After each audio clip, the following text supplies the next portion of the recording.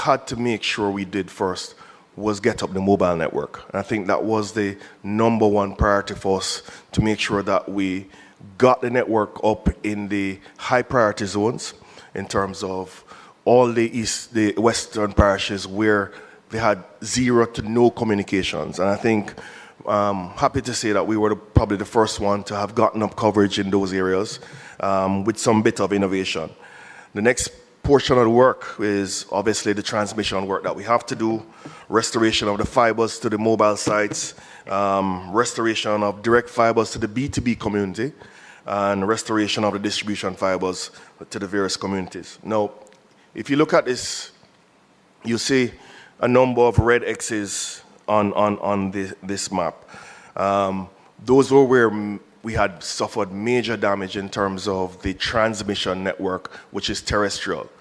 We hadn't gotten as much damage on the subsea. However, there was one critical point of the subsea landing station which was severely impacted, and that was in Black River, where the hurricane landed first. Black River, we're happy to say, is on its way up. Should be up with another 7 to 10 days in terms of getting Black River as a ring so that the rest of the ring surrounding the island is fully connected. Mr. Price is saying, and I understand that Black River would be your largest population, possibly to where the hurricane made center landfall. Yes. But when you say it, you have to be careful, because others listening on, you have to put that in context, why you make that statement. No, why I made that statement. We know what brings us here, you know. Yes. And I fully accept and understand your point, but I have to be very careful what others may be hearing. Okay, understood. And also when you said terrestrial, or what word did you use? Terrestrial. Yeah, can you expand on that? Okay, because sure. A lot of people are listening and not understanding. already I've gotten 2 calls. Okay, cool, no problem. All right, the terrestrial transport routes are the cables that run on the island. These are the ones that are generally either carried underground, which transport the internet right across the island to the various distribution points. The subsea is the cables that we run within the sea, right? So it lands at a couple landing stations. Obviously, that's where we get our internet from, coming offshore, coming into the island. So these are very critical in terms of the distribution of the network right across the length and breadth of the country. What we're referring to particularly in Black River has one of our 7 landing stations there, right? And because of the impact that happened there and the storm surge, we sustained some significant damage there that we've already started the process of restoring, and that will fully complete the entire leg of our subsea to make sure that we can start the process of distributing the network across the western part of the island to businesses, consumers, as such. Now, where were we pre-storm? Pre-storm, from the perspective of the network, we were down to a low of 10% customer connectivity. We had just 20% of our nodes online based on power issues that were encountered in terms of some of these nodes being isolated because of various fiber breaks across the island. We're happy to say that we have made significant progress since we now have 62% of our customers back online and 82% of our nodes up. So from a node is where we distribute the internet across to each of our customers across various communities. So we now have 80% of that. So the reality now, the hard work and hard heavy lifting goes into us rebuilding now the distribution to the customers.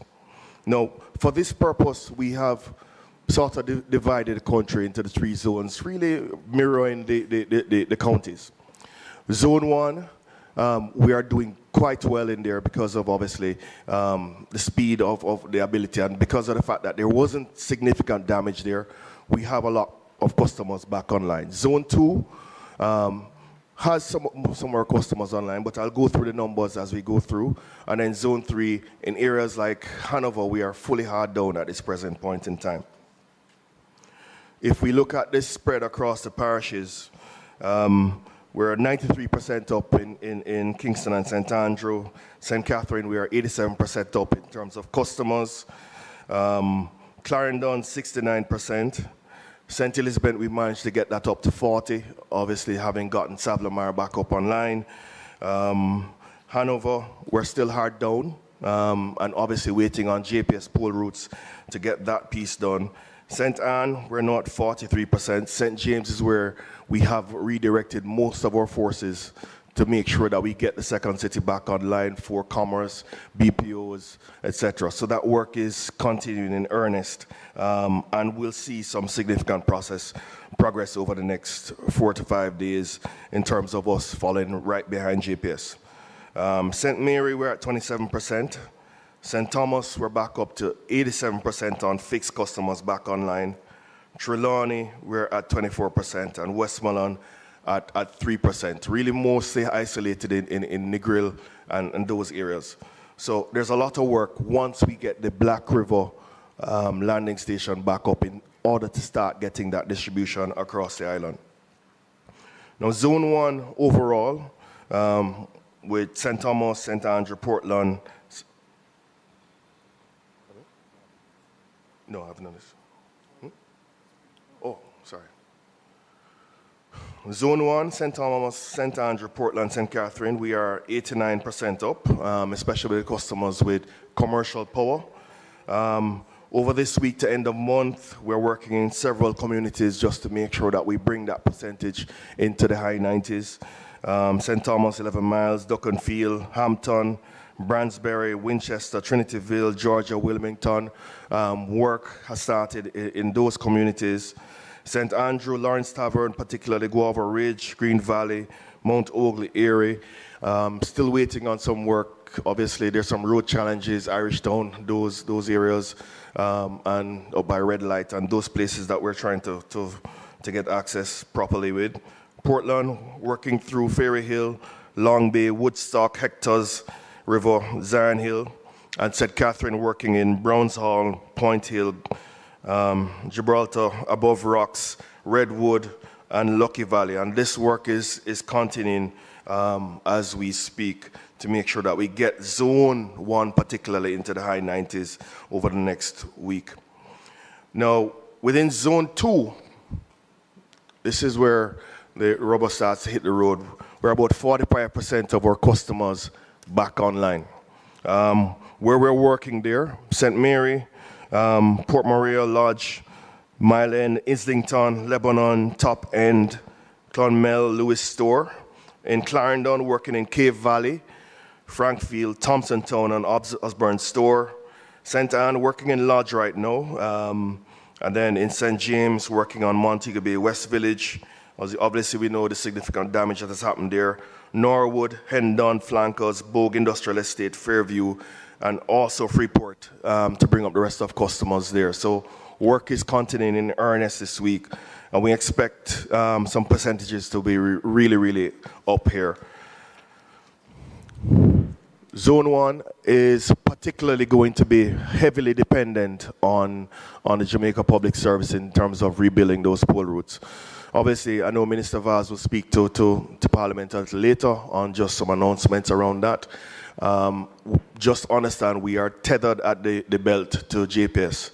As soon as JPS brings up their primary and secondary power, then we're allowed to attach the poles and start our distribution. So we are definitely following them, and we will be increasing our teams. Now, obviously, what you see here is just currently some of our outside plant personnel or field service operations. These amounts, as soon as we know JPS has started the move in terms of bringing additional line workers, we can match them in terms of getting additional field service operations to match them. So those triggers are being pulled this week to hopefully have them land next week, and then we start the full scale rollout to bring these restoration levels up to a good level. Now, on the mobile network, pre-storm, we had gone down to 22% of sites online. And if you understand what happens in the hurricane, radios move, radios shift, all these things. We had challenges with some of the power. Some generators were inundated with water, those kind of things, which has us rethinking even some of the things that we have to do in terms of even raising platforms for equipment because of the kind of storm surge that we experienced. We are now back up to 71% of our mobile sites now back online. We will be up to 100% by the end of January, and we're going to aim towards the high 90s by Christmas to make sure that as many communities as possible have service. We have 95% here in terms of the level of mobile traffic from pre-hurricane. I have to say that we're just under the 100% mark already. So all customers are now pretty much reflected on our network and are active and trafficking from our perspective. So the mobile network is moving in good speed. We have about 34 towers which were on the ground by the end of the storm. Those we are working to restore. 50% of them will be reconstructed by the end of November, and the remaining will be completed by the end of December. So I think we're well on our way on this side in terms of the mobile network to get that up and running. What we were able to do within a day and a half of the hurricane, we've done a couple of collaborations, and we must salute Starlink, who has been a great partner to us. Knowing that we had a Category 5, we started the conversation with them around having direct-to-cell communications. That proved to be very helpful in the initial days after the storm, so that persons could at least have the ability to text message each other from that perspective. I think it was at the height of day 2, day 3 after the hurricane, we had somewhere in the region of 200,000 customers on it. But as we continue to improve the mobile coverage, we still have about 40,000 customers still actively using it. So it's still proving its worth and use for ourselves. Now, the other piece of the puzzle that we started during the restoration process, because of the amount of breaks of the fiber to mobile sites, because of trees and all these kind of things, what we did was we also deepened the partnership with Starlink and used them to allow us to have backhaul. And what we mean by backhaul, that's what brings the transmission signal from the cell site back to the core in order for people to be able to make calls, access data, etc. Now, we have that now rolled out on about 147 sites. That will be increased and doubled by the end of the year. And that will remain also a part of our backup arsenal in case anything like this happens again in the future. We're going to continue to roll out and deepen that partnership, but it will be critical for us to rebuild all of those fiber routes back to each of those cell sites. The other thing that we've done, which especially in this time, when you don't have the kind of fixed infrastructure in the West, what we've been able to is manage the kind of traffic levels on the mobile sites by allowing customers the ability to use voice over Wi-Fi. Voice over Wi-Fi is a standard that we utilize whereby our customers can also utilize making calls by attaching to any Wi-Fi possible right across the country. So if our coverage is not up, they're able to connect to Starlink device or another competitor who is up and be able to actually make calls via Wi-Fi to complete those messages. So those are some of the things that we did in that space. This just shows you the direct-to-cell, Flow Essential.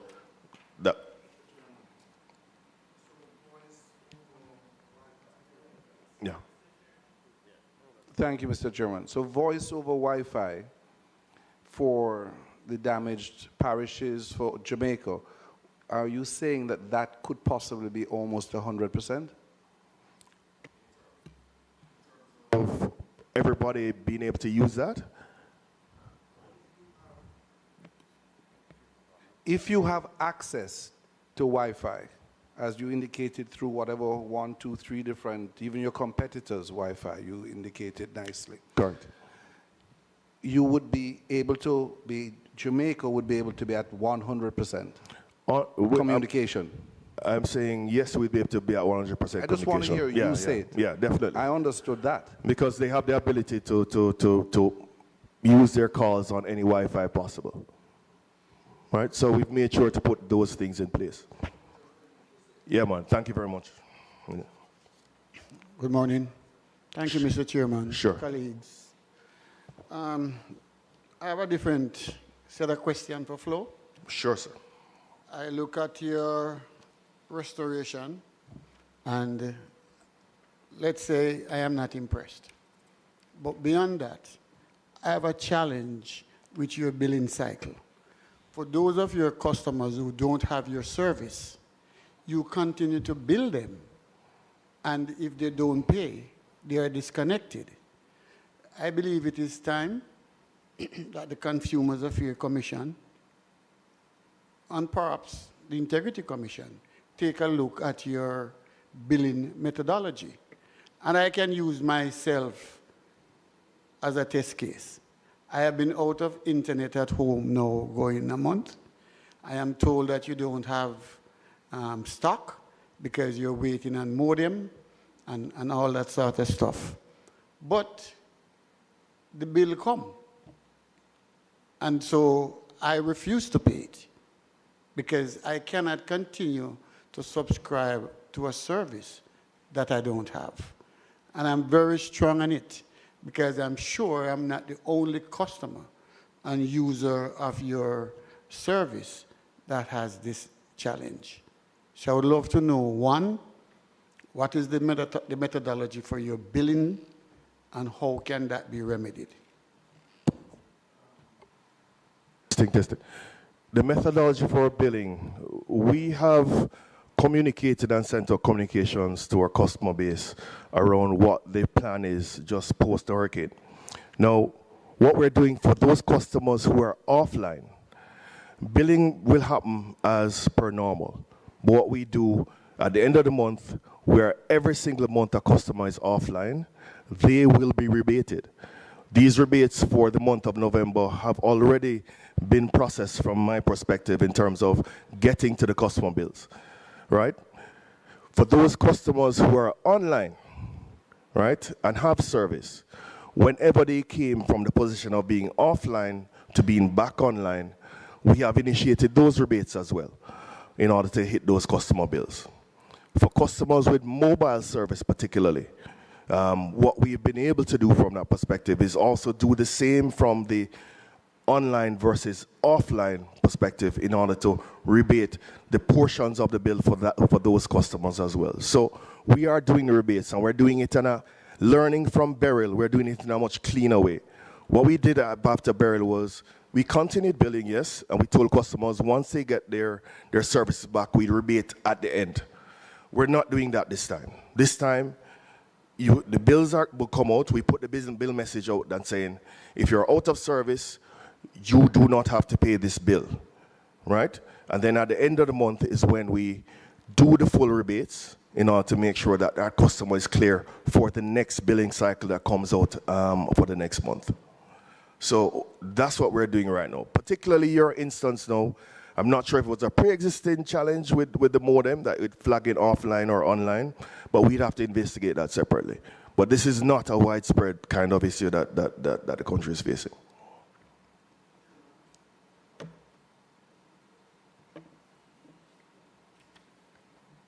Okay, now you may continue. Okay. Thank you, Mr. Chairman. Member. At what stage would a customer be notified via billing of those proposed rebates? And again, I don't want to personalize it, but I am a victim. And I just want to know that I have a voice here on behalf of the people. At what interval is those rebates pronounced on your billing? Testing.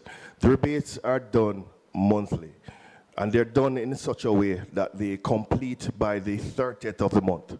And once they complete by the 30th of the month, what that does is clears that customer bill for the next billing cycle. So that's what we've been doing. Now, we have sent out our customer comms to the email addresses that we have on the system for our customers out there. And that communication has gone out from as early as 5 or 6 days after the hurricane. You may want to check your spam address to see exactly if that message probably has hit there. But those messages have gone out to our entire base. That I can tell you. I like to trust and verify. And I can share with you Sure. my last 2 bills. And there's no evidence of any rebate. It is the standard billing process that tells you. But if you're saying 2 bills, then what you're saying is you're talking about an October bill. I'm saying 2 months. 2 months. Yeah. Okay. Good. So this is a pre-existing problem prior to the hurricane. Prior, during, and after. Okay. So what I am picking up from you, and I want to trust you, Yeah. is that there is a mechanism in place to roll out this rebate. But I'm saying how the customer knows, because it is not pronounced and they're billing. So under normal circumstances, this is what we do, right? Once a customer has a challenge, right, and a ticket is reported that there is a particular outage ongoing, once that ticket is closed as restored, this is the normal practice that we have as a business. Once that ticket is closed as restored, as long as the outage lasts longer than 72 hours, the rebate is automatically calculated and put on the bill. That's our standard operating practice because we have to be fair to our customers. Now, in the scenario of this hurricane now, which presents a wider scale of rebates, we have managed that in a different way because of obviously accounting policies, etc., just to make sure it's a lot cleaner for our customers. But you have a pre-existing issue, so I would have to investigate that one particularly. And maybe there are some other customers like you, but I can assure you this is not a widespread issue.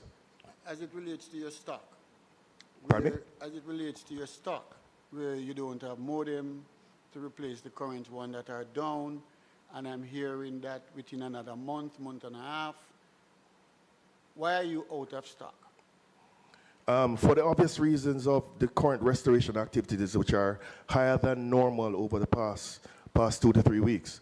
We have ordered, and those are coming into Ireland. I mean, I think the key thing to see it there is, obviously, this is more than we would have forecasted for in terms of normal working capital requirements in terms of the stock that we need to have in hand.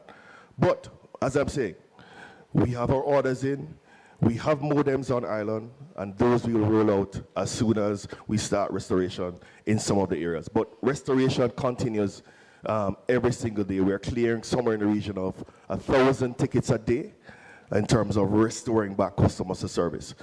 In a lot of instances, just understand, in scenarios where roofs have been lost, in a lot of those instances, many of those modems are now useless. So we have been replacing quite a bit over time. Thank you, Mr. Chairman. Member, Sure. Thank you, Mr. Chairman. In terms of your license, the regulatory framework that you operate under, in terms of new technologies, lessons learned from Beryl, lessons presently being learned, and the fact that you just said that once you have, whether with competing services, once you have with new technologies such as Starlink, once you have Wi-Fi, communication in the areas that have been destroyed, and yes, in the hills of the east, the Blue Mountain Range, you can offer mobile service, voice over Wi-Fi. We used to say voice over internet for those who are not trained. Over fixed internet services, correct. In terms of your license and the new technologies and the lessons we have learned, is there anything you would like to just share with us for us to understand our future in terms of facing these extreme crises? I think from our perspective,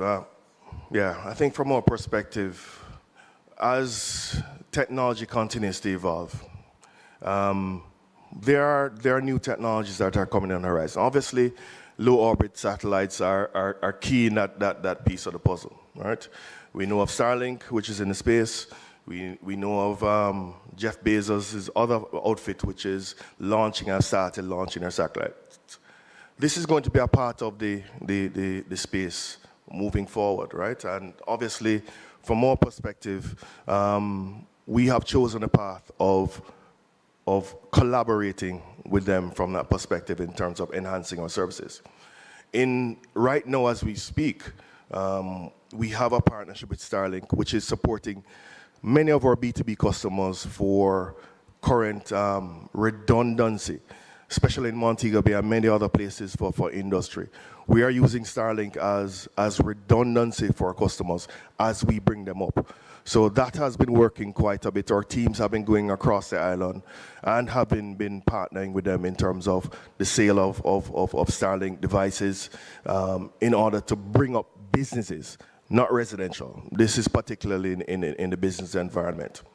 I think for us, we have been having also further conversations with Minister Vaz, the SMA, just around the whole idea of spectrum to bring next generation kind of mobile technology to the market. And that will come in due course in the very, very near future.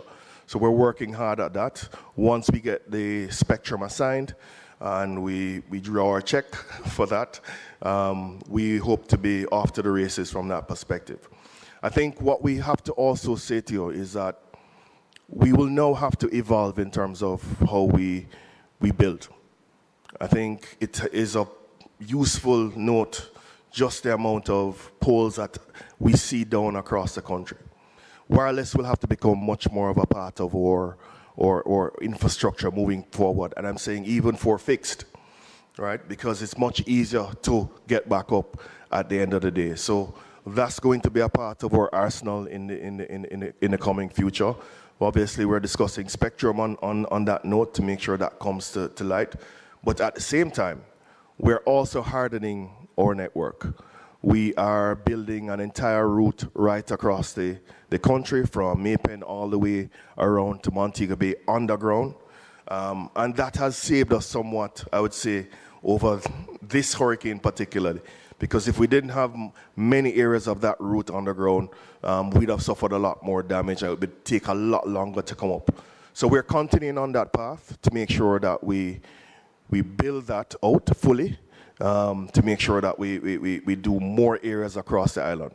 What we've gotten the advantage of, obviously, is while we remove the copper technology, which has generally been underground, that has created a space for the ducts that exist there, which we can now start replacing that with fiber and bringing more fiber routes underground.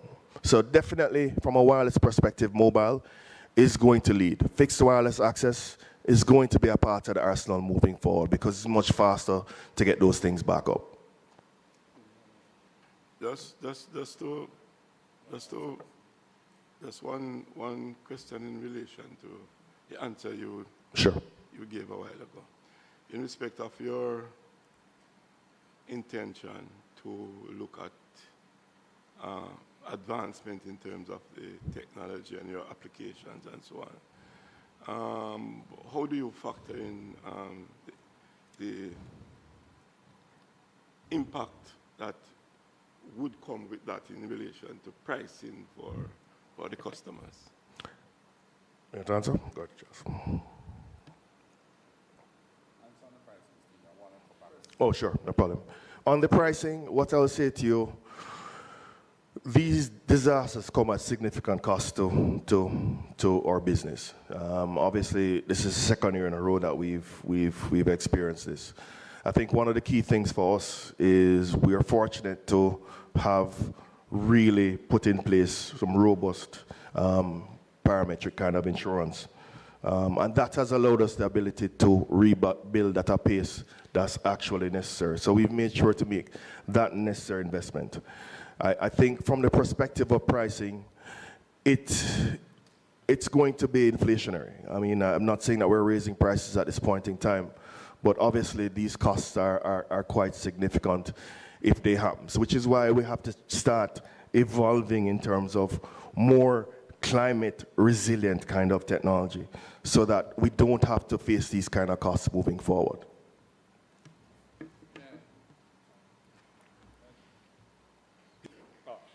Go ahead.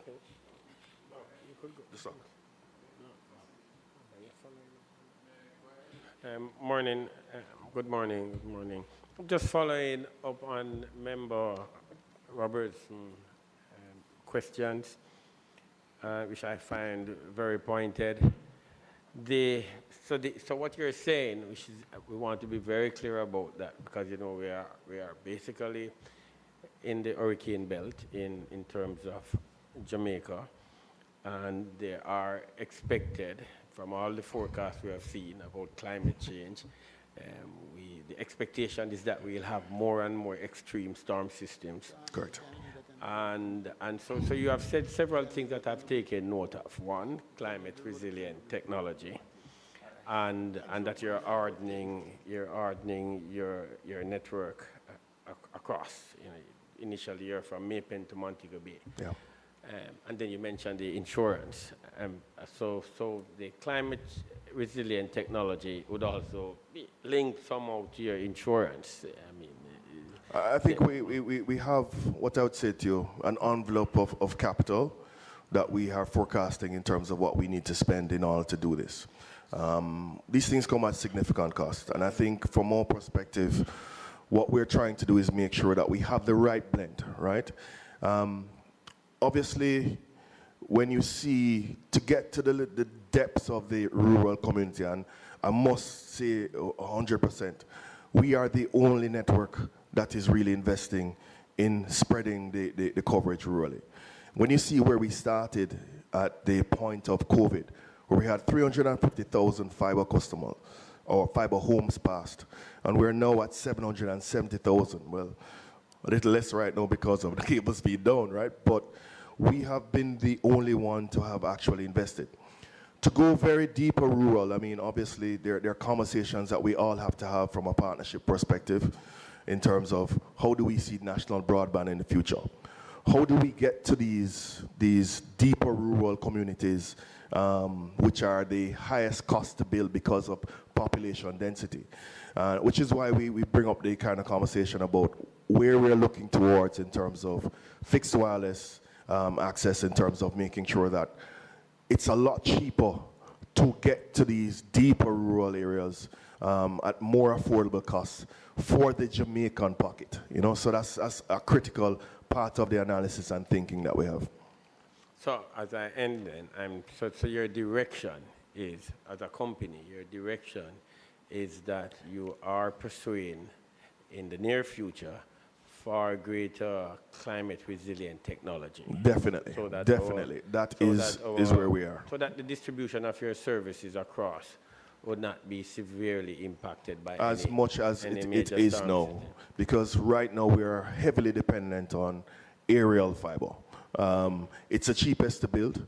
I know that Mr. Grant, who has probably addressed this committee already, would have said to you, in terms of moving electricity underground, it costs 6 to 7 times as much.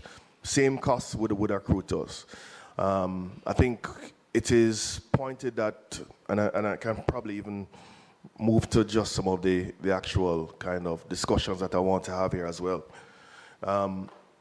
It's pointed that we probably need to have a national dialogue just in terms of how we build moving forward in partnership with the NWA, which I know you're seeing in a few minutes. We have partnered with them in a number of the roads that have been built thus far in terms of the creation of ducts. You know, the St. Thomas route. We are in those ducts as well. We have shared fiber with the NWA as well to complete the country's government network as well. So we have to work in partnership in terms of how we move forward, especially in the area of duct space and those things and infrastructure sharing from that perspective. Stephen, I think now is a good time, if I could. Sure. Yes, yes. So to Minister Robertson's question, right? So I just wanted to address that. So From a licensing point of view, we would want our license to be technology agnostic, which is what we basically have now, with a few exceptions of some spectrum assignments which may have a narrow use, right? And as such, much of what we talked about, like with the Leos and the Starlinks, if you look at that regulatory space, Starlink is a licensee within the space, but not to provide mobile services. So from a legislative and policy position, we see a partnership. So if they were coming to direct to sell, we see them collaborating with a local partner, be it Digicel, Flow, or some other entity. We want the members to consider that framework going forward, because it's not a substitute for mobile service. Not the functionality, not the speed, not the ability, not the applications, but in emergency situations, it provides critical support for continued communication. So the member may have that on his mind. So they are complementary services. One does not replace the other. And we want the regulatory framework to recognize the local players and their respective investments for what they are delivering, but in partnership with other technologies as they come. So that's one point. And to support Stephen also, legislative framework, rights of way is basic and necessary, right? In a case of a Cat 5 hurricane where they are above ground, there's so much climate resilience, right? Maybe Cat 6, Cat 7, who knows where the climate disaster is going, but the ability to replace them quickly, ability to get permits through the municipalities, right? For new sites and rebuilding existing sites, building permits. So the whole channel of permits, I'm expert in local government, you know the story there, right? Partnerships to facilitate and streamline those are critical. I can't say that's the case. Some parishes are better than others. I can't say that. That's something that we would want you to also look at. Also with respect to critical equipment that needs to come in, waivers, grants. For example, we saw JPS got a number of bucket trucks, and we were all delighted and excited. But I'm not sure what their arrangements are, but typically that's not duty-free. You have to pay duty if you're bringing in these trucks permanently. If they're temporary, you have to bring them in, pay the duty, and then when you're sending them back, you get the rebate. But in a critical crisis situation, those trucks are not just transportation. They're critical equipment, and the team could speak to it. Yeah, so I think in terms of trying to get waivers for those things. And there are other things, but back to you, Steve. Yeah, especially when you're replacing existing infrastructure. It would be really helpful from that perspective. Because, I mean, obviously it redounds to the fact that if we do have to pay the additional costs, it will cost the consumer more. You know, so we're trying to avoid as many of those kind of costs as possible while we actually restore. I think Charles raised a point. I think one of the key things from a local government perspective, and it's something that we're going to address with Minister Mackenzie, as technology evolves and as we go into faster mobile technology in the near future, you are going to want more sites from a density perspective. I know in the past, Minister Mackenzie has accompanied Minister Vaz to countries like Puerto Rico just to see exactly how they do that kind of framework in terms of sidewalk sites, whereby the municipalities themselves have the opportunity to earn based on leasing sidewalk space from that perspective. That's something that's going to come to the fore as we evolve from technology such as LTE to faster technology. Those are going to be things that we're going to have to look in. And just the last real bit for me, for myself and even my competition within the space, even through the storm, we have suffered the blows of vandalism and theft. Right now, we have theft island-wide. Fuel is like gold out there at this point, you know, and really you can't secure every site that you have out there. I would love if there could be some sort of recommendation for emergency legislation during this time in order to support either higher times in terms of persons being locked up for, or higher fines, especially during this critical time. It is just nonsensical what's happening out there from that perspective. Charles, I covered everything? Yes, I think so. Mr. Chairman, Mr. Price has only 2 more pages left in his presentation. I think it makes sense for him to finish. Yeah. No, I have 2 more pages. Yeah, man, I'll go through it. I'll wait back. Have him just finish the presentation, Chairman. I will take all the questions after.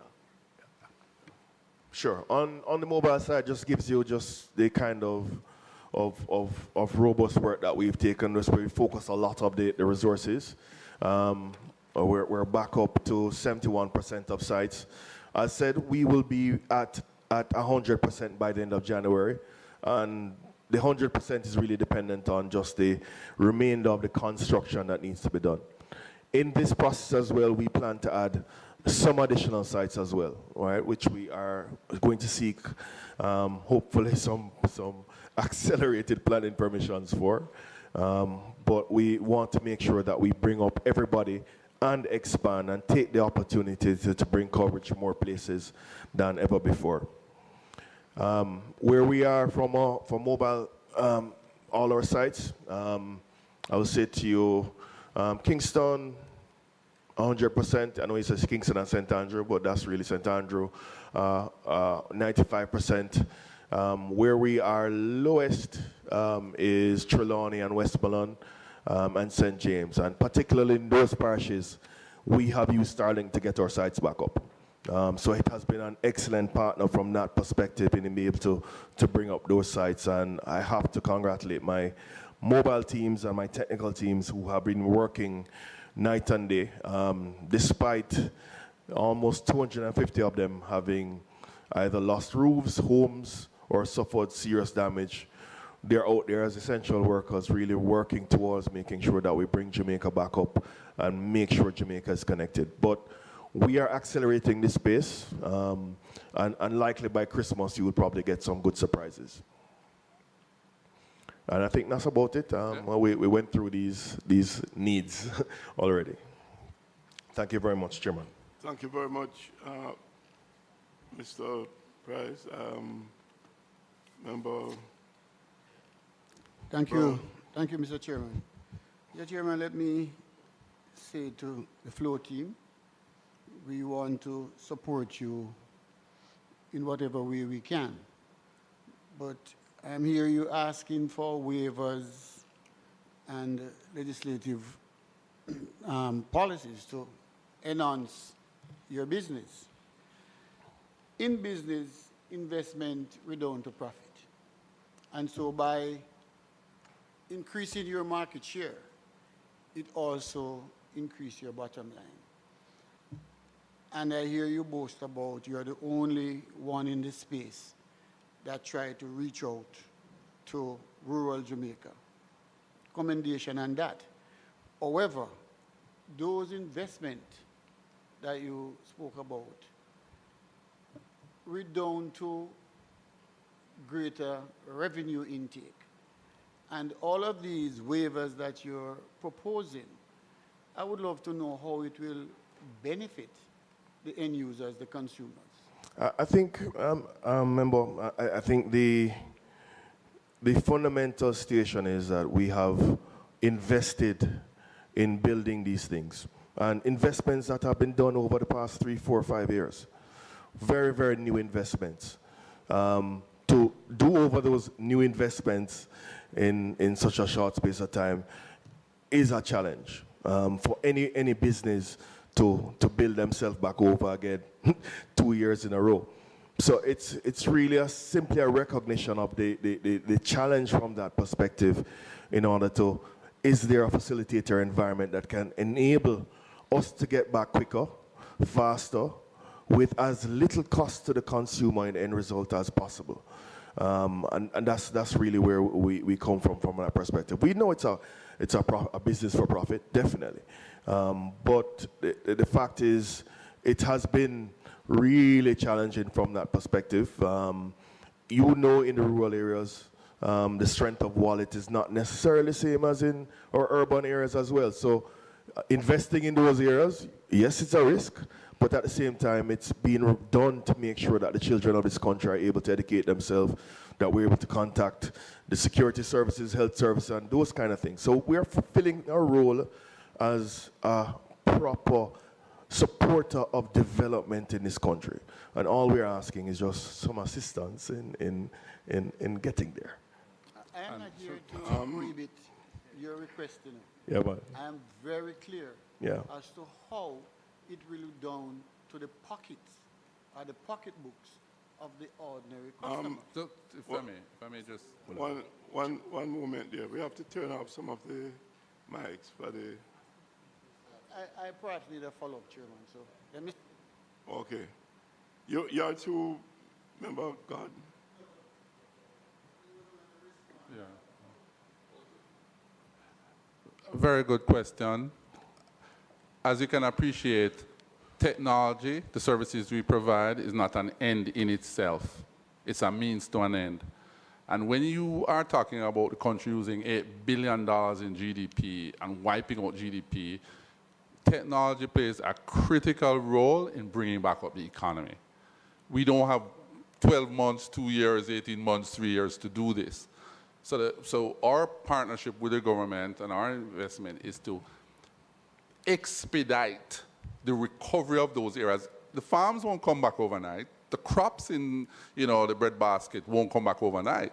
But certainly enabling people's ability to be innovative, creative, work, technology, whether locally or internationally, is critical. And so the speed at which we need to go, this would not have been anticipated. You have to find the capital. You have to go to capital markets. It's a real scenario, and one that the government itself faces. So you should be able to relate. So that is why these are not like frivolous asks. These aren't frivolous asks. They are considered asks to partner the government to get where we need to go. So how that redounds to the consumer is obvious, right? It's obvious. Let me just welcome our substantive chair. He's here, and in respect of the standing orders, while the chairman is here, there should be no one else in the chair. So I now yield for our chair.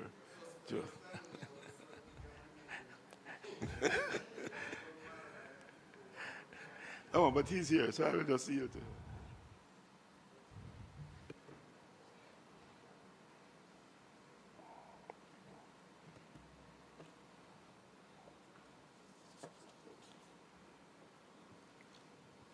Good morning, everyone. Sorry to be late. Morning, Chair. Stress of life and high blood pressure had me down this morning, but to God be the glory, I'm here. We have to give God thanks. We will just continue from where my deputy would have had. So you may continue, sir. Sorry? Follow. Thank you. Sure. I would not want you to leave this chamber believing that we who sits on this side is here to prohibit your growth and expansion. But as reasonable people, those we serve are usually those doing the heavy lifting, because every time you have capital investment, you have to recover, and you want to recover at your pace.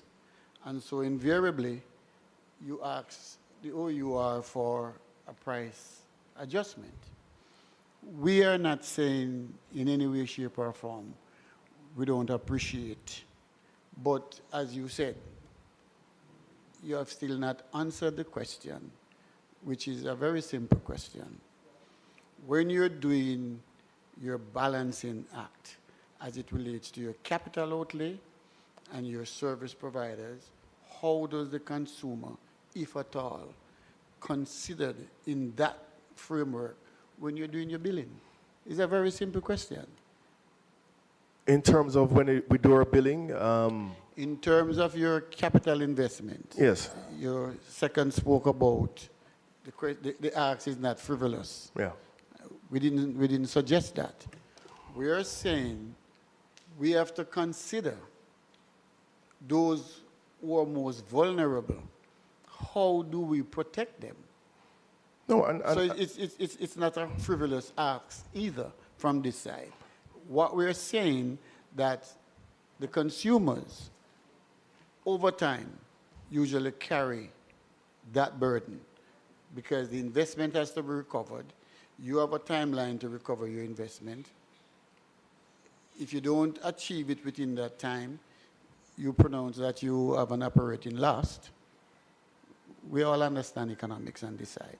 So I'm just asking for clarification. So I will say this to you.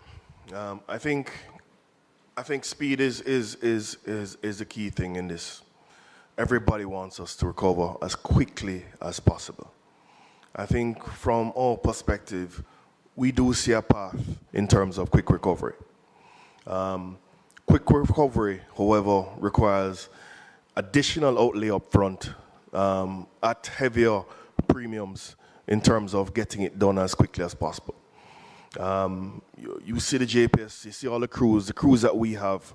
All of these, I'm not saying they're mercenaries, but I'm saying these guys are top dollar in terms of the persons that come down whenever to do this specific type of recovery work.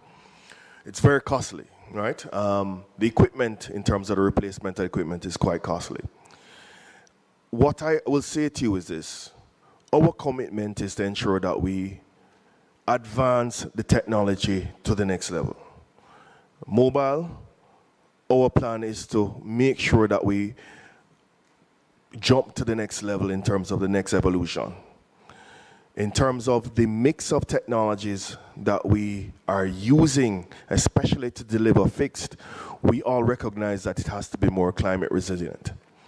To build more climate resilient, it comes at a lot higher cost in terms of trenching, ducting, additional cables, all these kind of costs that will come into play from that perspective.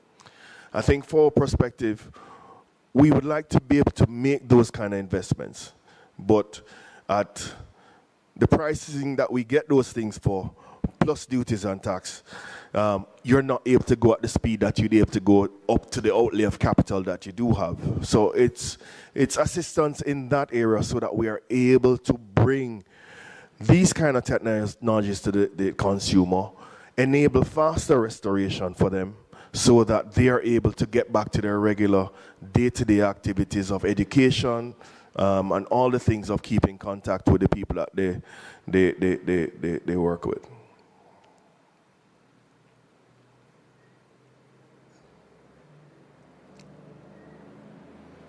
Thank you, Chairman.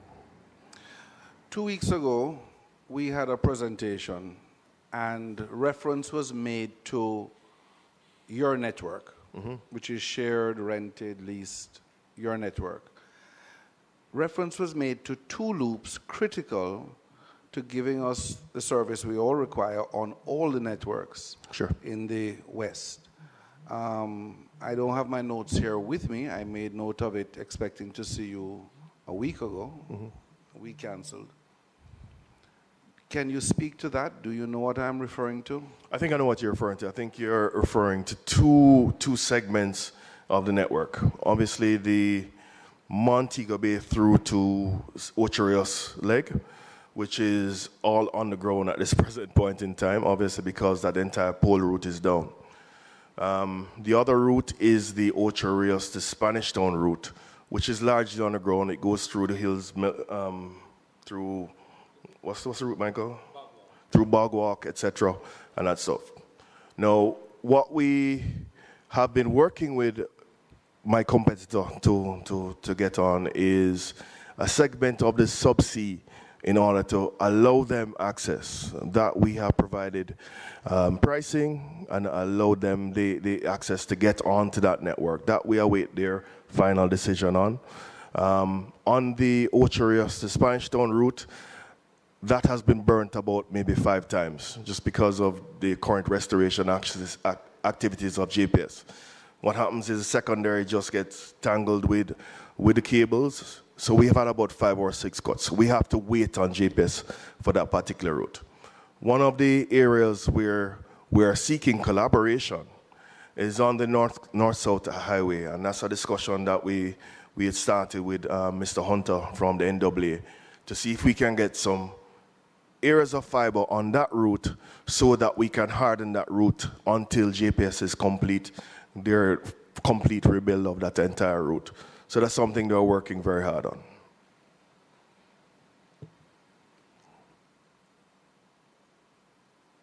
Thank you, Chairman, and I will stop here. I was listening carefully to your presentation, and I was looking at what possibly would instruct us on policy and the future. And I was looking at your, I refer to this page as your ask.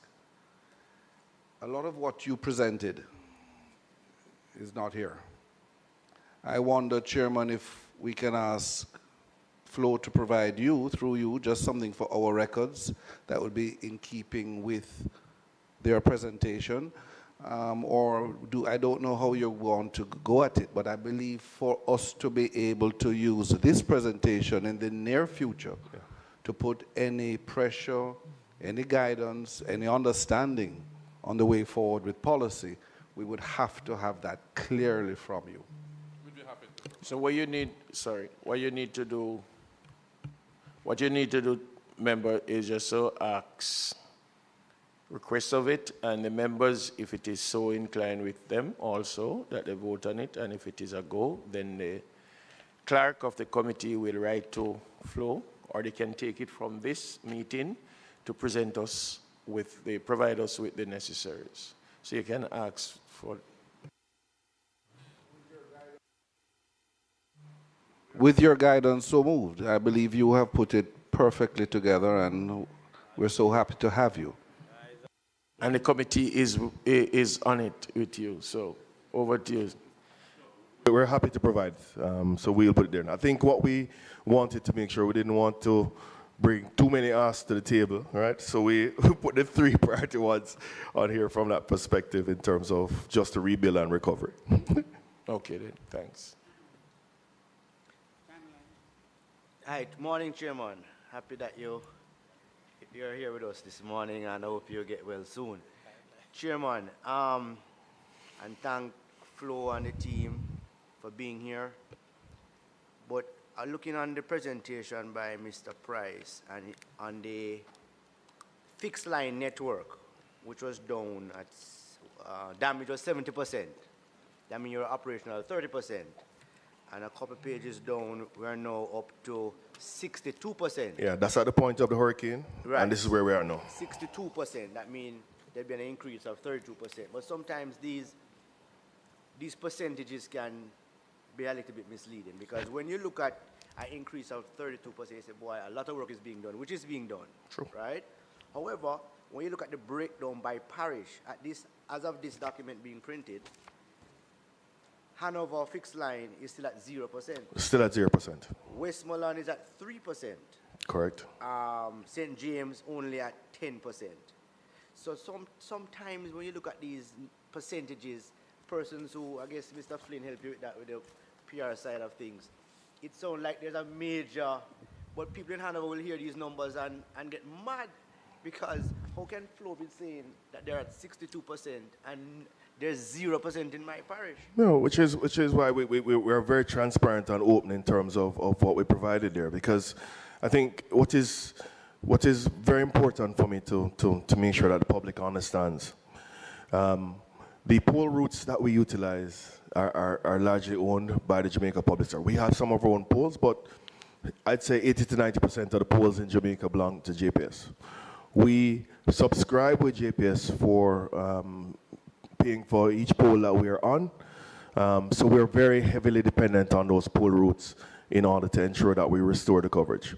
Now, they're actively, obviously, doing the work in St. James from their power station there in terms of extending that all the way into Hanover.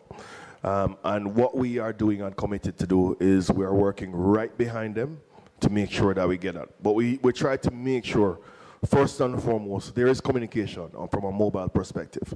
And we'll continue to push as we get in. Remember, at the start of the presentation, one of the key things in terms of the west, St. Elizabeth, is us closing that loop with that Black River landing station.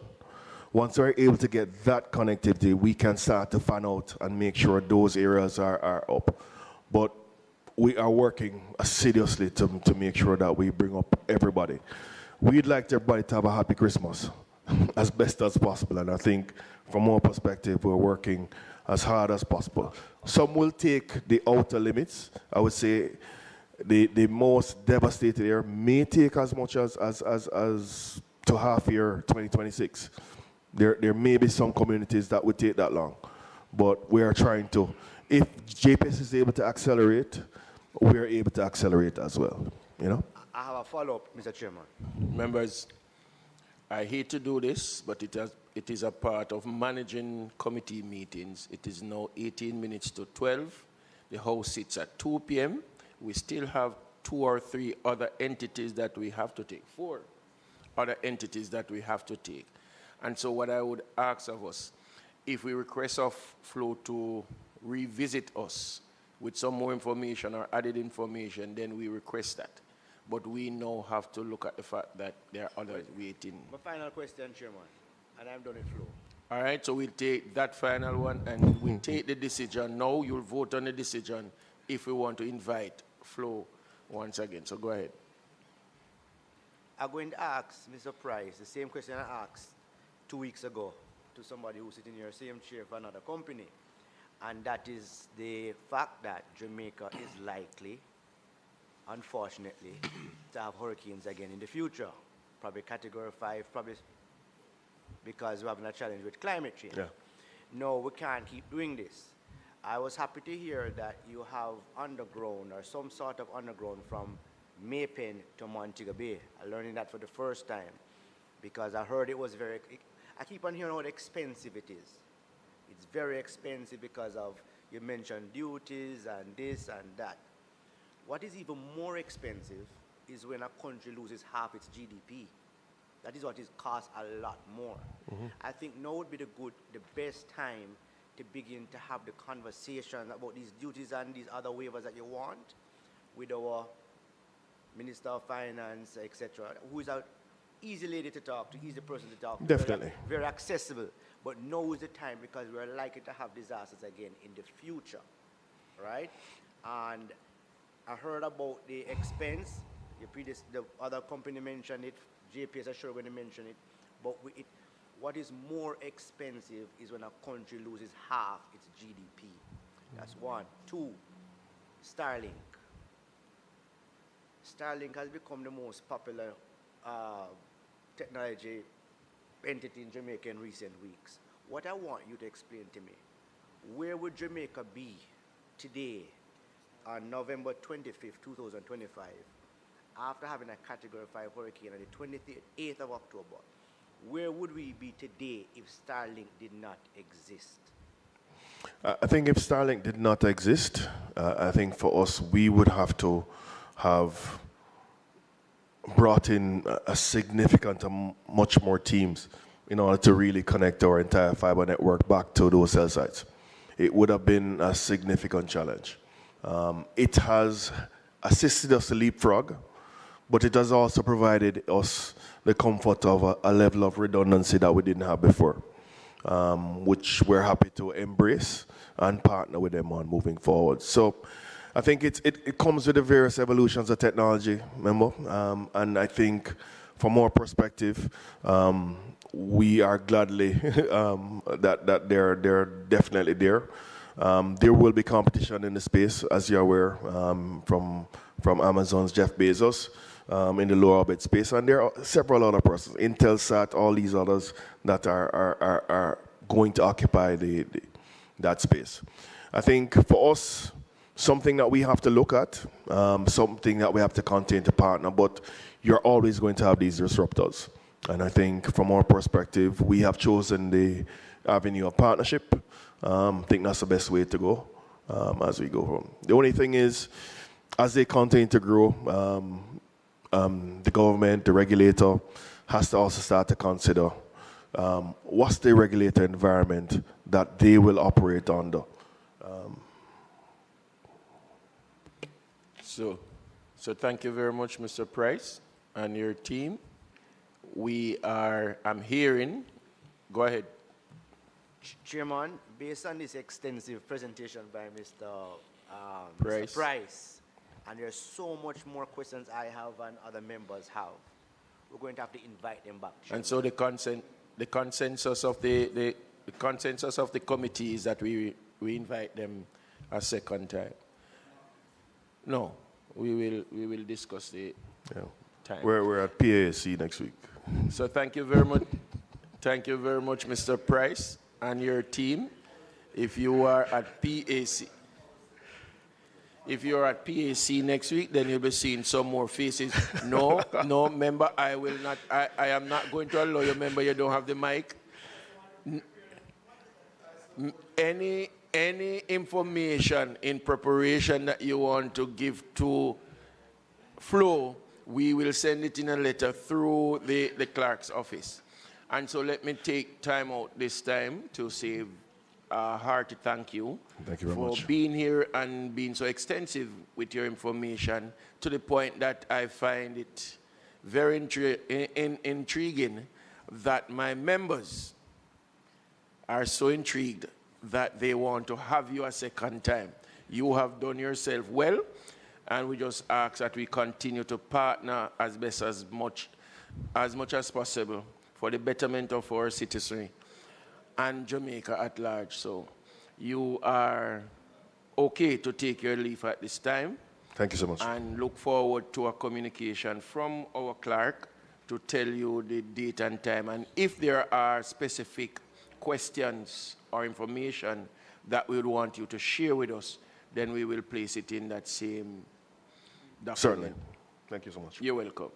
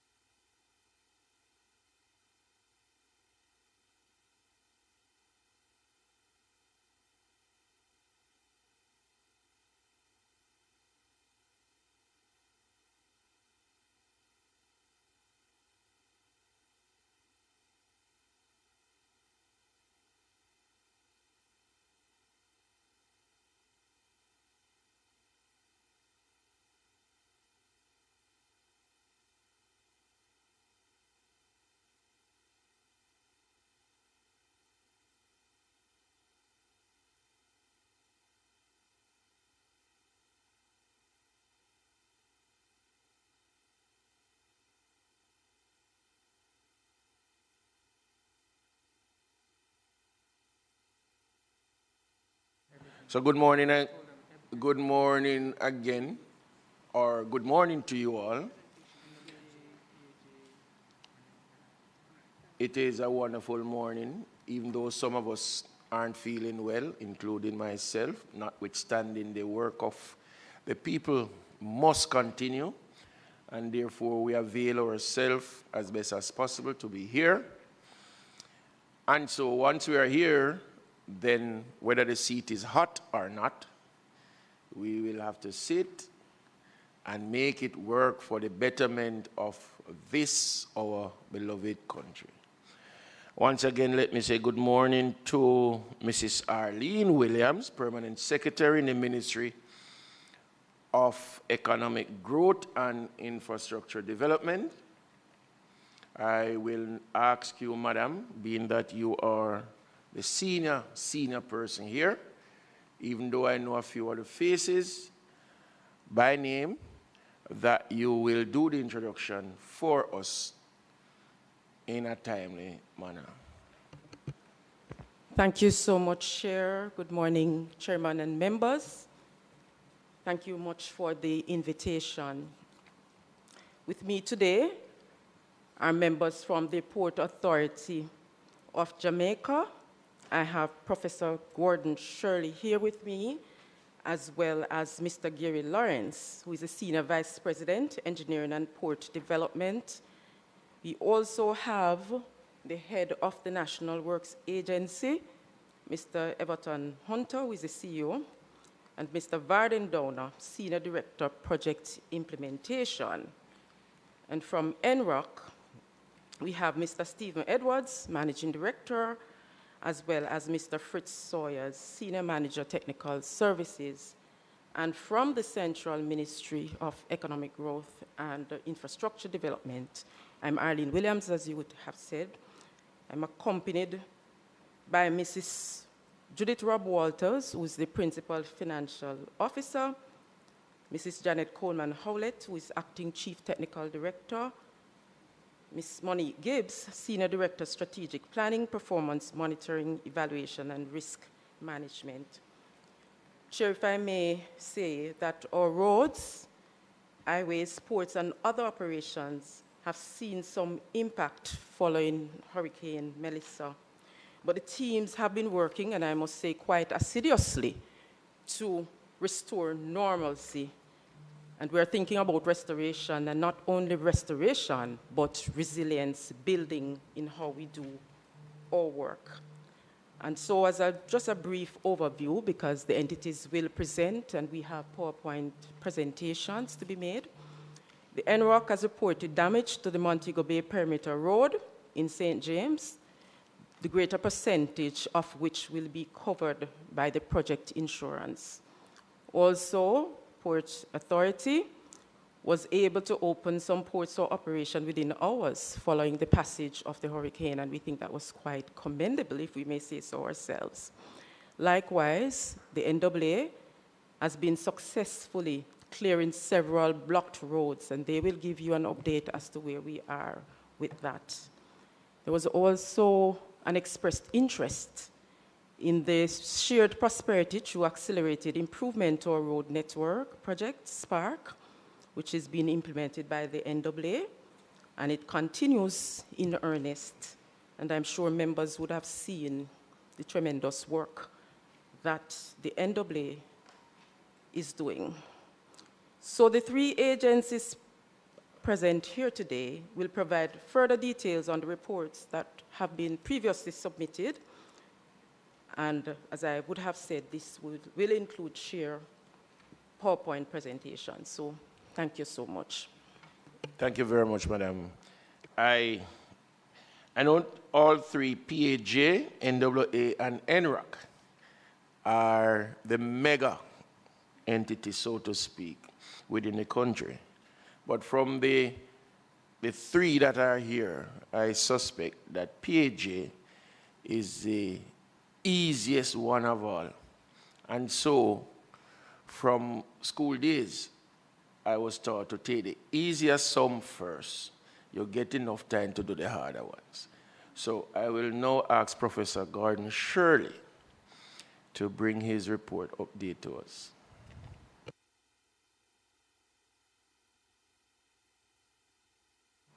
Thank you very much, Mr.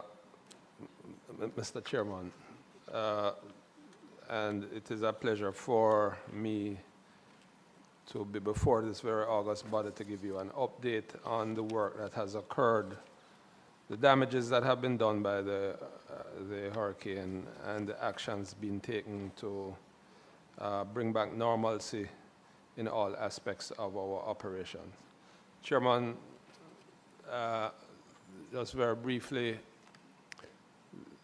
a lot of preparation went into trying to minimize the effects of the hurricane on the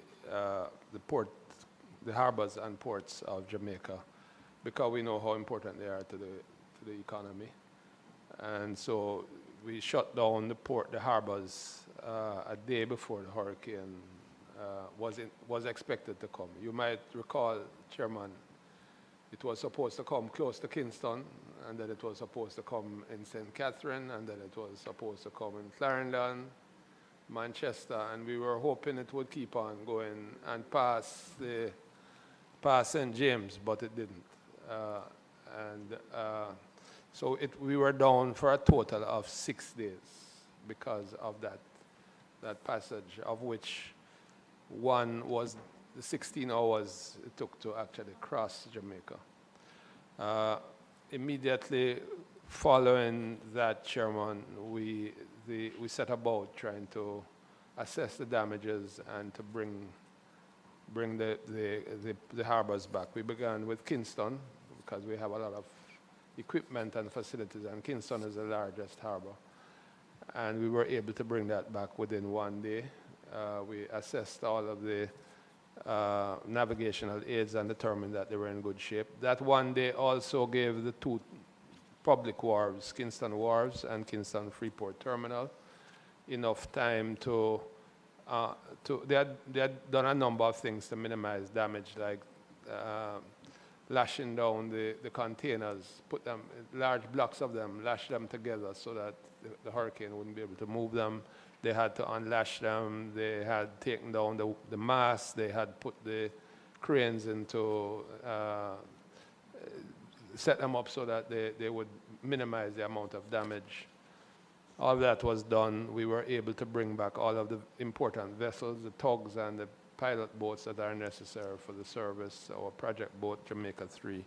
And so we were up, and the morning of the 29th, the terminals were open and began taking cargo. I understand the PowerPoints are now up, Chairman, so I will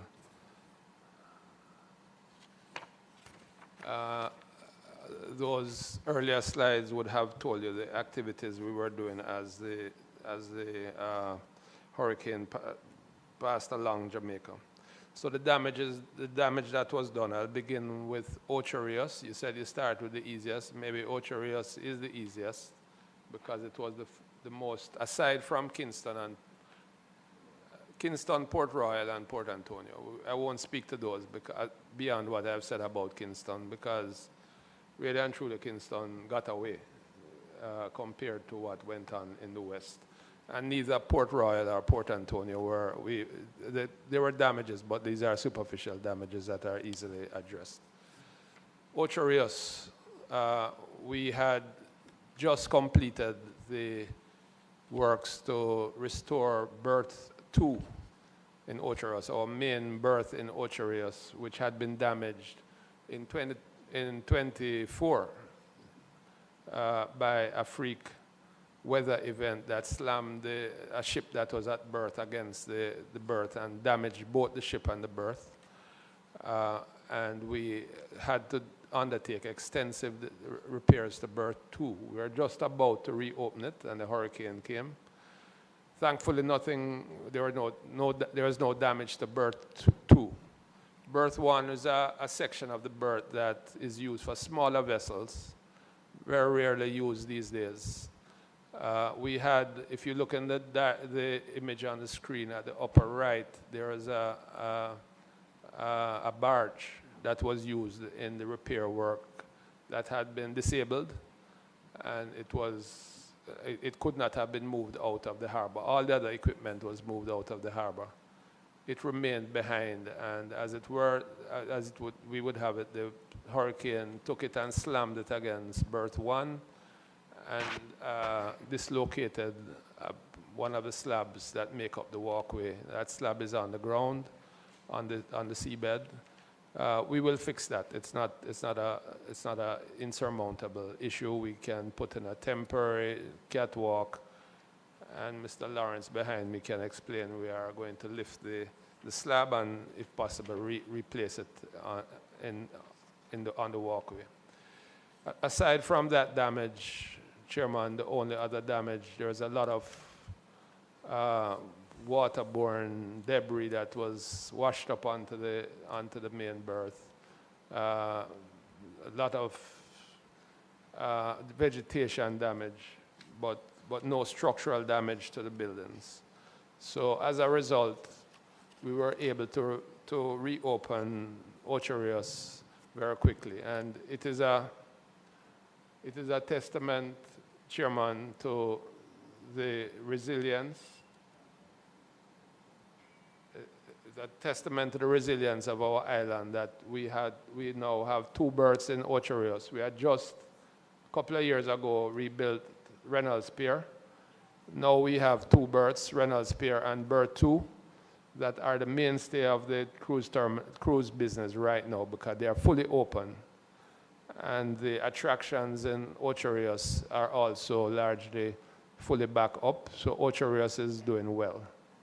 A year ago, when the damage had occurred, we had to move some of the vessels that had been scheduled to call Ocho Rios to Falmouth and Montego Bay to prevent Jamaica from losing those calls. If we lose those calls, it's difficult to get them back. Now, Ocho Rios is repaying the favor. Falmouth and Montego Bay are down. We are moving some of those calls into Ocho Rios. And we hope not to lose very many before we get those 2 terminals back up. So Ocho Rios is fully back.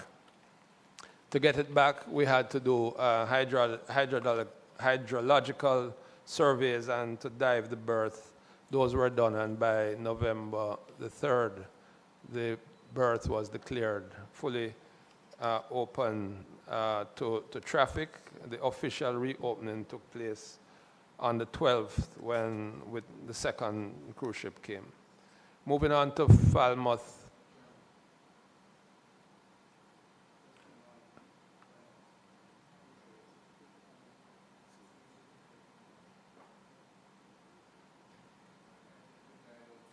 You're protected, Professor. Continue.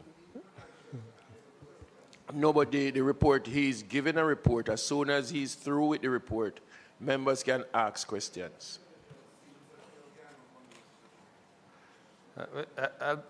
I'll be quick, Minister. MP. So I'm moving to Falmouth.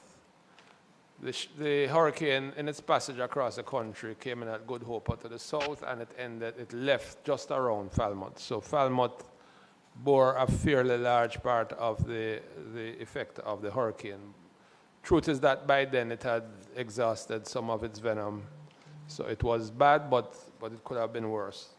Falmouth as a terminal is still largely intact. There was, however, considerable damage to certain structures.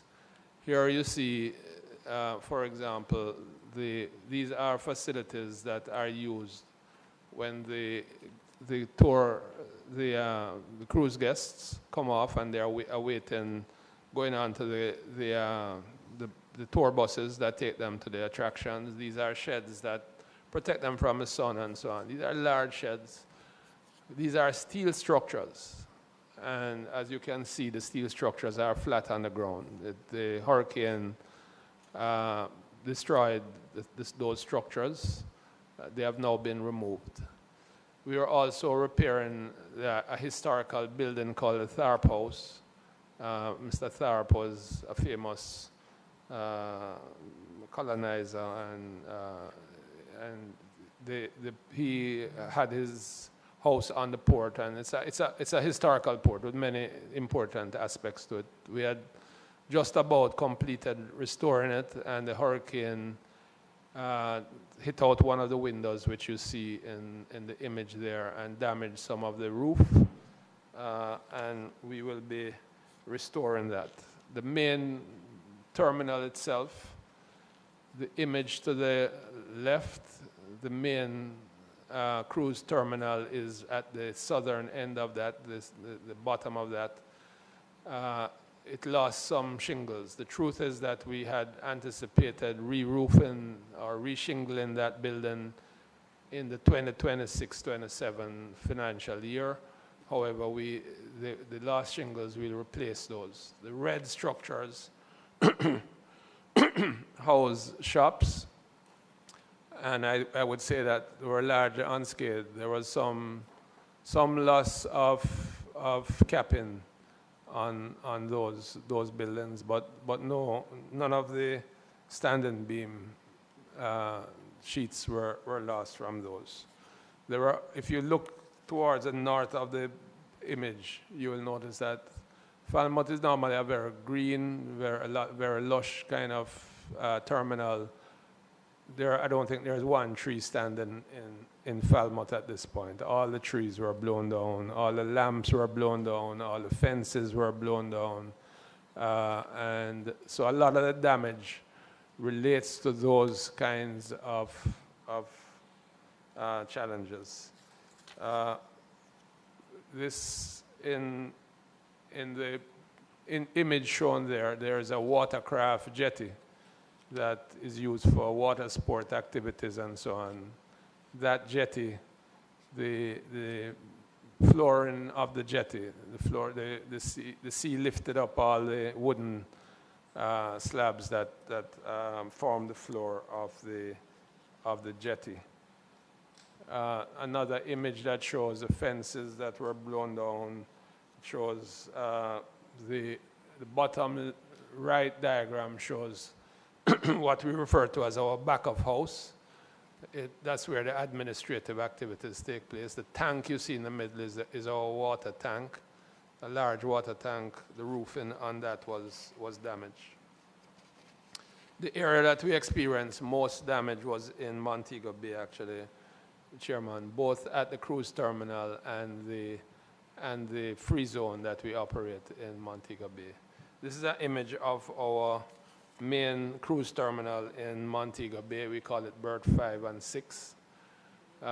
It is, the building itself did not sustain very much damage because it is our only slab-roofed building, terminal building that we have. But some windows in the skylights that you see there were broken.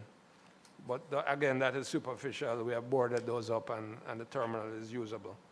The berth itself, you will see some arrows pointing to some large sausage-looking objects. Those are actually fenders. Those are what sit in the water and prevent the ship from hitting against the concrete berth.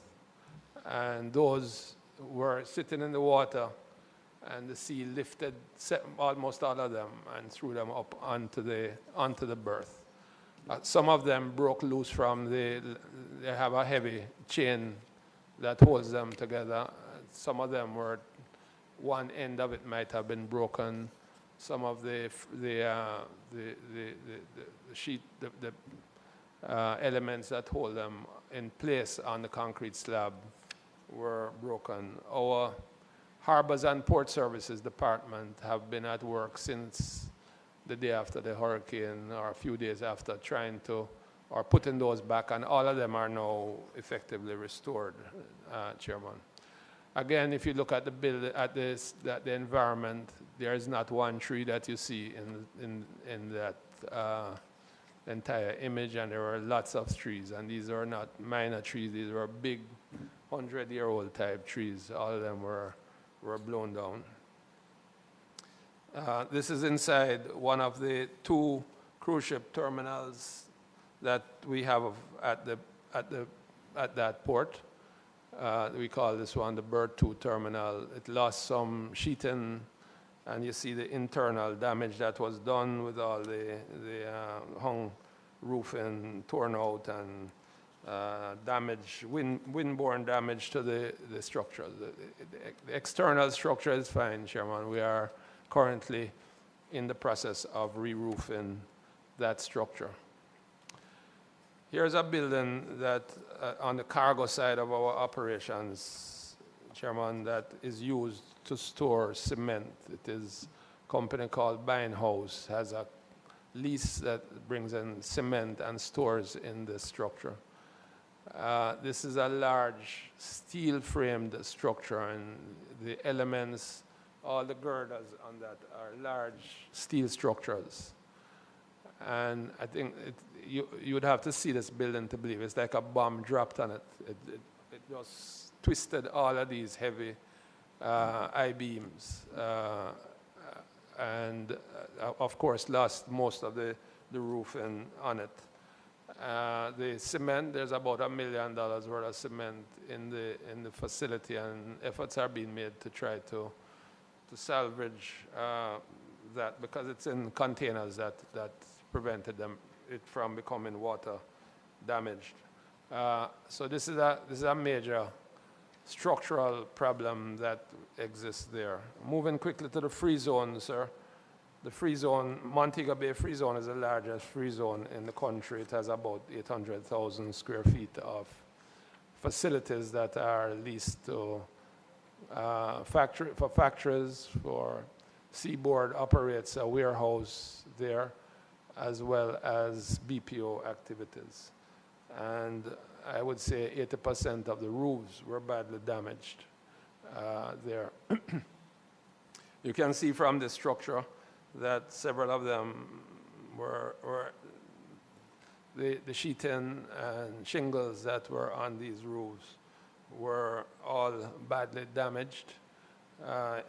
This image shows the inside. After the roof is removed and water gets into the building, it tears up the internal hung roof structures, but you will see in the left diagram that even the air conditioning systems, the HVAC systems were badly damaged in several of these facilities.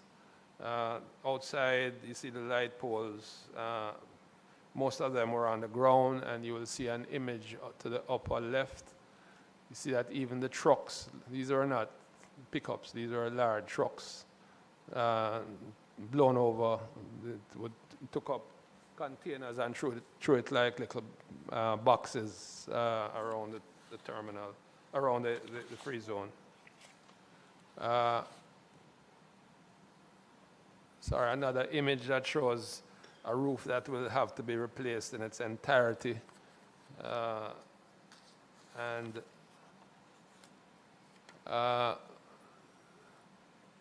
Then I move next to the navigational aids. Our navigational aids did very well, Chair. There was only one lighthouse at Rose Hall that was destroyed. It was broken. The upper section was broken off. But we are glad that even areas like Lover's Leap, which was fully exposed to the early stages of the hurricane, were undamaged because of the nature of the construction of those lighthouses. So we were okay there. Aside from the lighthouses, there were a few buoys that were blown from their existing location, but all of those have been put back into operation and in the right location. And this diagram just shows the sequence of reopening. On the 29th of October, we opened the Kingston Harbor. On the 31st, we opened Montego Bay to cargo operations. On the 31st, Portland Bight and Rocky Point, which were our alumina ports, were reopened. On the 1st of November, Rio Bueno was reopened. Discover Bay on the 1st of November.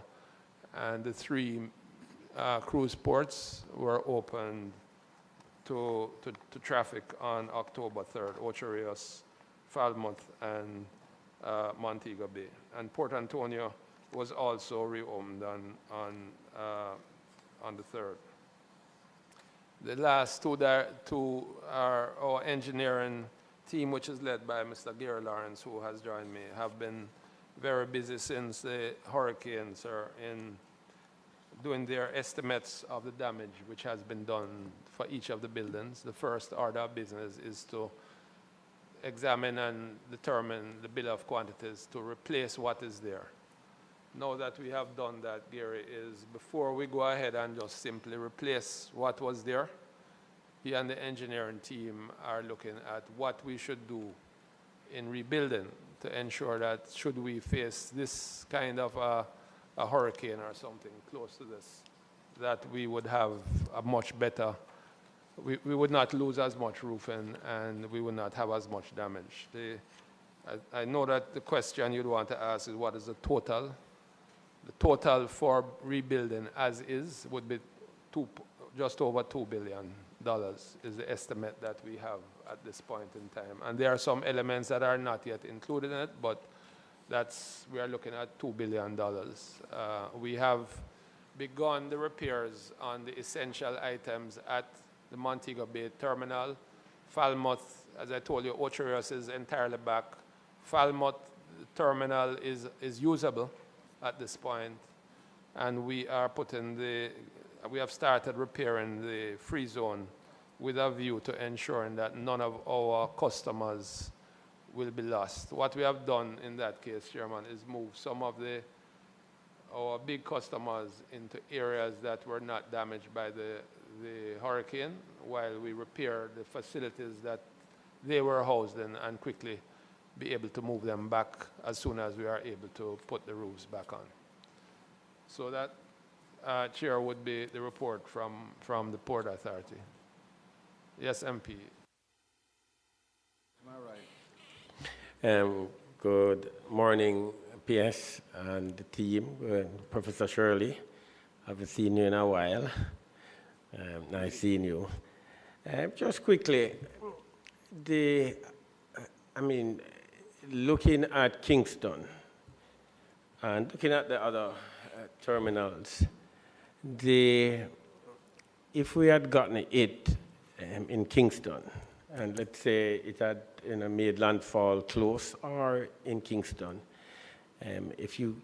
could you anticipate the level of damage? And that's really not the question. But now, going forward, so looking forward, going into the future, do we see, in terms of improvement, in terms of using new technology, infrastructure, that can make our terminals, our port facilities, climate resilient as best as we can? Because, as we have said, based on all the information we are getting with respect to climate change, extreme storm systems will face us. And in terms of keeping our economy stable, making the country resilient, it means that we have to apply more climate resilient infrastructure across as best as we can. We know affordability is an issue. But sitting where you sit and looking into the future, are you seeing the possibility of improving the resilience of our ports by applying new technology and new infrastructure? Thank you for that question, MP. I would say, yes, there are things that can be done, but I would also say that, just point out a few things. One, in Kingston, a lot of investment has gone into both Kingston Wharves and Kingston Freeport Terminal. They have new berths, and they are at such a height that storm surge would not be as problematic. Would there have been damage to the cranes? It is possible. Certainly the older cranes may have sustained some damage given the fury that we have seen, and a new look is going to be taken at some of those kinds of considerations. The truth is that things like the vessels that we use that are important, the tugboats and pilot boats and so on, what we would have done in that case, if it were coming to Kingston, those boats would have been taken out of removed out of the zone. They'd have been taken to the east or to the north, to an area where they would be more sheltered, and then brought back in. Because we knew it was not going to be there, they were sheltered in situ, so to speak, and we had no damage on that. What we have seen is the structures. There would be structures on the terminals, the roofs and so on, that would have been badly damaged too. And so what the lessons for roofing technology and systems that we will take away from Montego Bay and Falmouth, we're going to look at all of our systems, including the private terminals. We'll share the information so that they would be protected. I would say, however, you didn't ask this question, but I would point it out, that we are also concerned. Let us say Falmouth, well, all three of them. Wherever we have our terminals, we live within a town. And the towns are where we see the greatest vulnerability, sir, because the drainage systems, the protection, the seawalls and so on are not there. So if you look at Falmouth was entirely flooded when this came. The port wasn't flooded, but the town was flooded. And so in addition to looking at how we protect the port, because the port without the town is not viable, right? So we have to do more working with the municipalities to address some of those challenges that we see, MP Williams.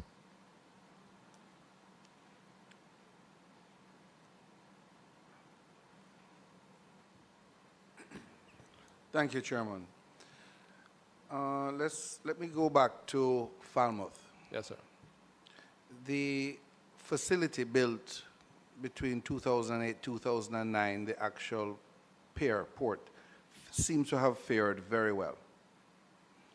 And you indicated that it was not hit in your presentation. It was not hit with the full force. But at some point, the Port Authority would know what sort of winds pass there, what level of sea surges. It's important for us to know here, because 20 years ago, when we were building and designing and agreeing on that development, there were a lot of opinions and considerations. So we would want to know if it has stood up well and what it stood up to. So it still is a Category 5 hurricane that it saw, or it may have gone down to Category 4 by then, but it's still there are very few terminals in the world that would have faced what that terminal down there faced to this point in history. Certainly in Jamaica, within the Caribbean, none of them have faced it. And so it stood up to that. I think there are infrastructure items, MPN, not casting a blame or anything, but you have things like the drag line. That is really a very essential element to protecting a low-lying town. So Falmouth is so flat that some of the water, groundwater, would drain back towards land than going forward towards the sea. And so the drag line is able to take that drainage, and what happens, it's like a gully that runs around the entire town. When the sea is, the waves are heavy on one end, it washes it in one direction. When it reverses and it's going in the other direction, it washes the other way. That's how it's supposed to work when it's effective. If you don't clean it, then the water can't move in either direction. And so rather than draining and doing that purpose, the water settles in the town, and that's what happened. So I went down on the day after the hurricane to Falmouth, and it was up to everybody's knees. People were walking in the streets up to their knees, busily trying to collect sheets of metal that were blown off their roofs and going about their business. But so that would be, I'm just being honest, MP, that is a concern to the resilience of the system rather than just the port.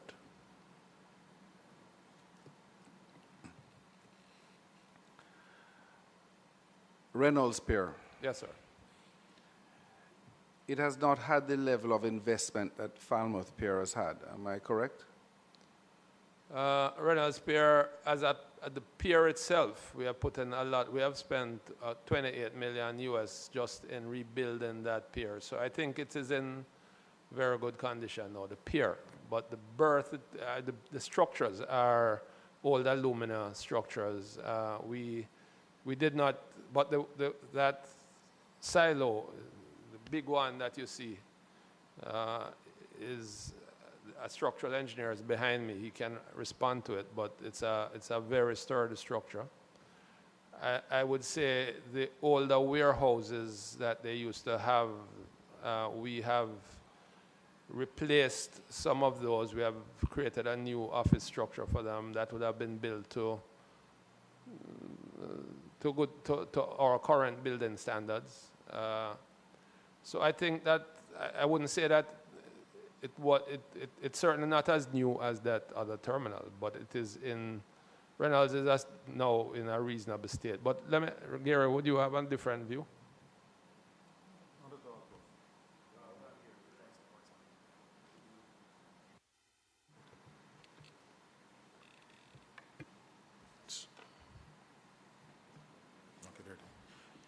Not at all, Prof. In taking a look at what has actually transpired, what we find is that, as you have said, is that in terms of all that has been put into Reynolds in itself, both in terms of the new admin facilities that we built, the new terminal building that we have also constructed on the facility, as long as improvements to the pier itself, has actually improved the offerings at Reynolds Pier in itself, including the new also bus staging area that was also constructed.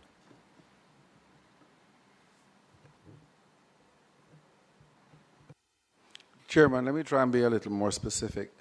The class/size cruise ship that can be accommodated at Falmouth Pier, can you say something about what can be accommodated at Otrius as opposed to Falmouth at this time, based on the policies that were in place for a full development of Otrius to be able to accommodate similar class as Falmouth? And let me put it that way. Well, MP, and that adds further clarity. So Falmouth is the only terminal in Jamaica and one of the few in the Caribbean that can take what is called the Oasis class vessels. Falmouth is also able to take what is called the Icon class vessels. These are the largest vessels that are the largest cruise ships that are used across the globe. Up to this point, it's primarily Royal Caribbean Cruise Lines that operates those ships, and so they could go into Falmouth. The Ocho and Montego Bay terminals can take the classes below that level. And one of the things that we are doing in Ocho is doing the designs for a pier, a berth, that would be able to take the very larger ships that are coming. And this is because Ocho is a very special location given the uniqueness of the attraction. There's no other terminal in the Caribbean that has the range of attractions that Ocho has. But what we face, MP, I think you know, is that, again, I mentioned it earlier, these are old towns that we have built in. And even Ocho, which is a newish town compared to Port Antonio or even Falmouth, the ability to handle the kind of traffic that you have, even today is something that we have to look at. And I know that a lot of work is going into the bypass around these facilities, and we are not directly involved. Maybe the gentlemen that are with me can speak more to those items, but it's a system that has to be looked at, Minister, so that you can handle the much larger volumes, because each of those ships would take 8,000 people, 7,000 to 8,000 people. So you could have 16,000 people plus 3,000 cruise members each, again, on top of that, just from those. And we are not going to undo what we have done at Reynolds Pier and at Berth 2. So you could have a very large number. So we have to plan ultra-race now to be able to take the kind of volumes that some of the other major terminals in Bahamas and so on are able to take at this point, MP. I will have to go now to port development, pier development for handling, for example, marl whitening on the north coast, specialized piers.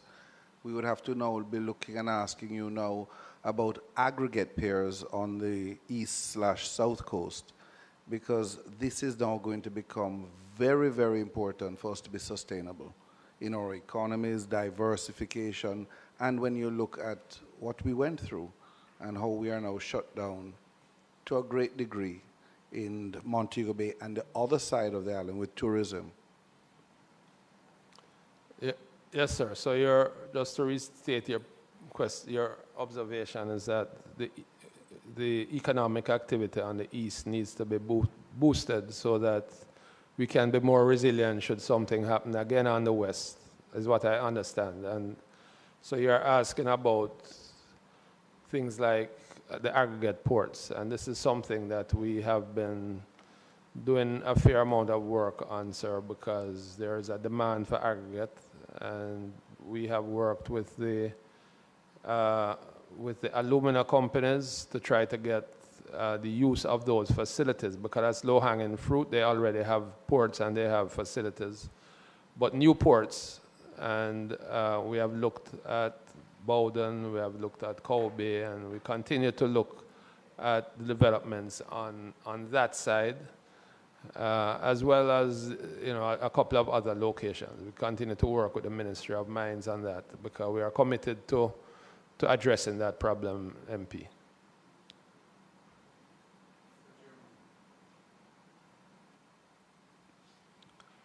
A very parochial matter.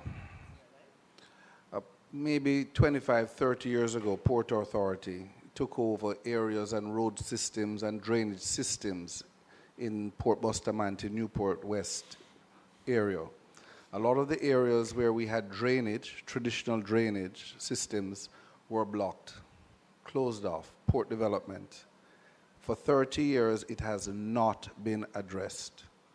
National Work Agency takes the beating when these warehouses and the whole of our ports are flooded and the corridor that takes us from east to west is blocked for days or hours at night.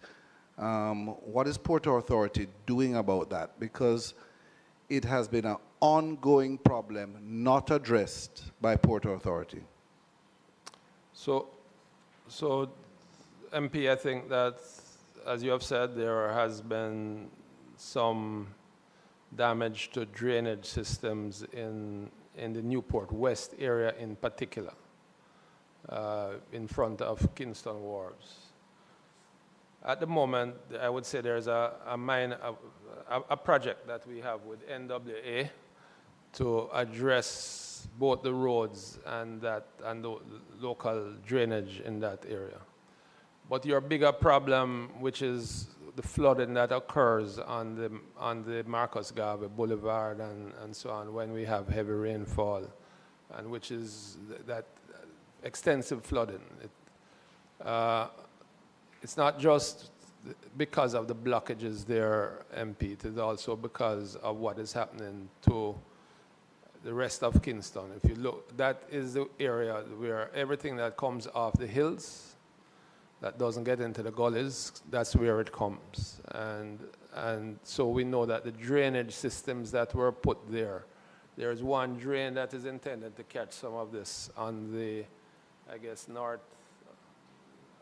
of Tinson Pen. Is it north? Yeah, north of Tinson Pen, which just can't handle the volume of water that comes. So it just fills up and it flows over into Tinson Pen, and then it goes over and it finds Marcus Garvey as, it views Marcus Garvey as the next drain. There's a little drain there, but it's not big enough. So there is work being done by NWA on a comprehensive drainage system that would address that problem in its entirety and take it out to the Hunts Bay area. That work, they have gotten external consultants and they are looking at that. There's also some work that EG can speak to, which is to look at potentially moving Marcus Garvey or relocating that. And that would, I think these two projects would have to go hand in hand. So those projects, although the 30 years has passed, as you have pointed out, it's not that they are not being looked at the moment, MP. They are, because it's recognized that that infrastructure is very valuable to the country, very important to the country, and therefore we have to put in the protective mechanisms. Oh, thank you, Chairman. I know we have a time issue, so let me quick. Yeah, man. Professor Shirley, first of all, I think the Port Authority need to be commended because shortly after the storm, you were back up, you said within 6 days, and you should be commended. Looking at the conclusion page here, page 14, where you mentioned that the cost of the damage is approximately 1.33 billion, but you subsequently said it's 2 billion. But you have an insurance policy in excess of US $84 million. So by this, I should understand that you have enough money to take care of yourself. That's one question.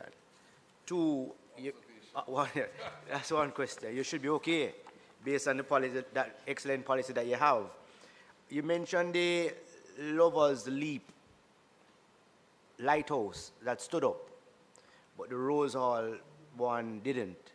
And the Lover's Leap have a new design, explain to me why that happened and if you plan to build future lighthouses like how you did the one in Lover's Leap. And maybe I'll also call on Gary with the structural elements. I give you my view and he can give you his. The insurance would be for the entire Port Authority. And as you know, we are far-flung, we are spread out, so they're not going to give you because you insured something in Kingston for damage that is done in Montego Bay. So the assessors are doing their studies now on that damage. As you pointed out, this first report was presented when the PS told us that we had to get her report immediately. So that was before the engineers had finished all of their assessments. And as I told you, the 2.02 that is in there now is not the final number either. There's going to be more added to that. I would say that we are insured, sir, and the insurance will work its way. Because of the importance of what we do, we can't wait on the insurance to give us that money. So we are addressing the most critical elements to ensure that all the terminals and the free zones are in operation. And we will do our best to recover what we can from the insurance companies. I'm not sure, the insurance companies may not, if they were around, I wouldn't tell them that we are doing everything that we have. But we have to get the country going back. So that's what we are doing, sir. In respect of the design of the lighthouses, the truth is that the one I think you've seen the lighthouses and the way they are designed internationally is this kind of an inverted cone, ice cream cone turn on. And, that's how they are built, and it it allows the winds to blow around the lighthouses. So when we say the Lover's Leap wasn't damaged, but the buildings, the structures were destroyed in the last hurricane. So what we did, we're going to be rebuilding that, but we have not yet rebuilt it. So it's just a lighthouse itself that survived. Now, your question still stands, and we did show you an image of Rose Hall. And you will see that lattice structure that is there. The problem with it, sir, is that that structure is made of steel. And it's in a very hostile environment to steel. And so it rusts. And after, it would be very expensive to make it out of stainless steel. So it's made out of steel, and after a while, those members become frailer. And then when you subject that to the kind of loading of wind that we would have received over with hurricane, the last hurricane, it just snapped it. But Gary, maybe you have a more sophisticated explanation.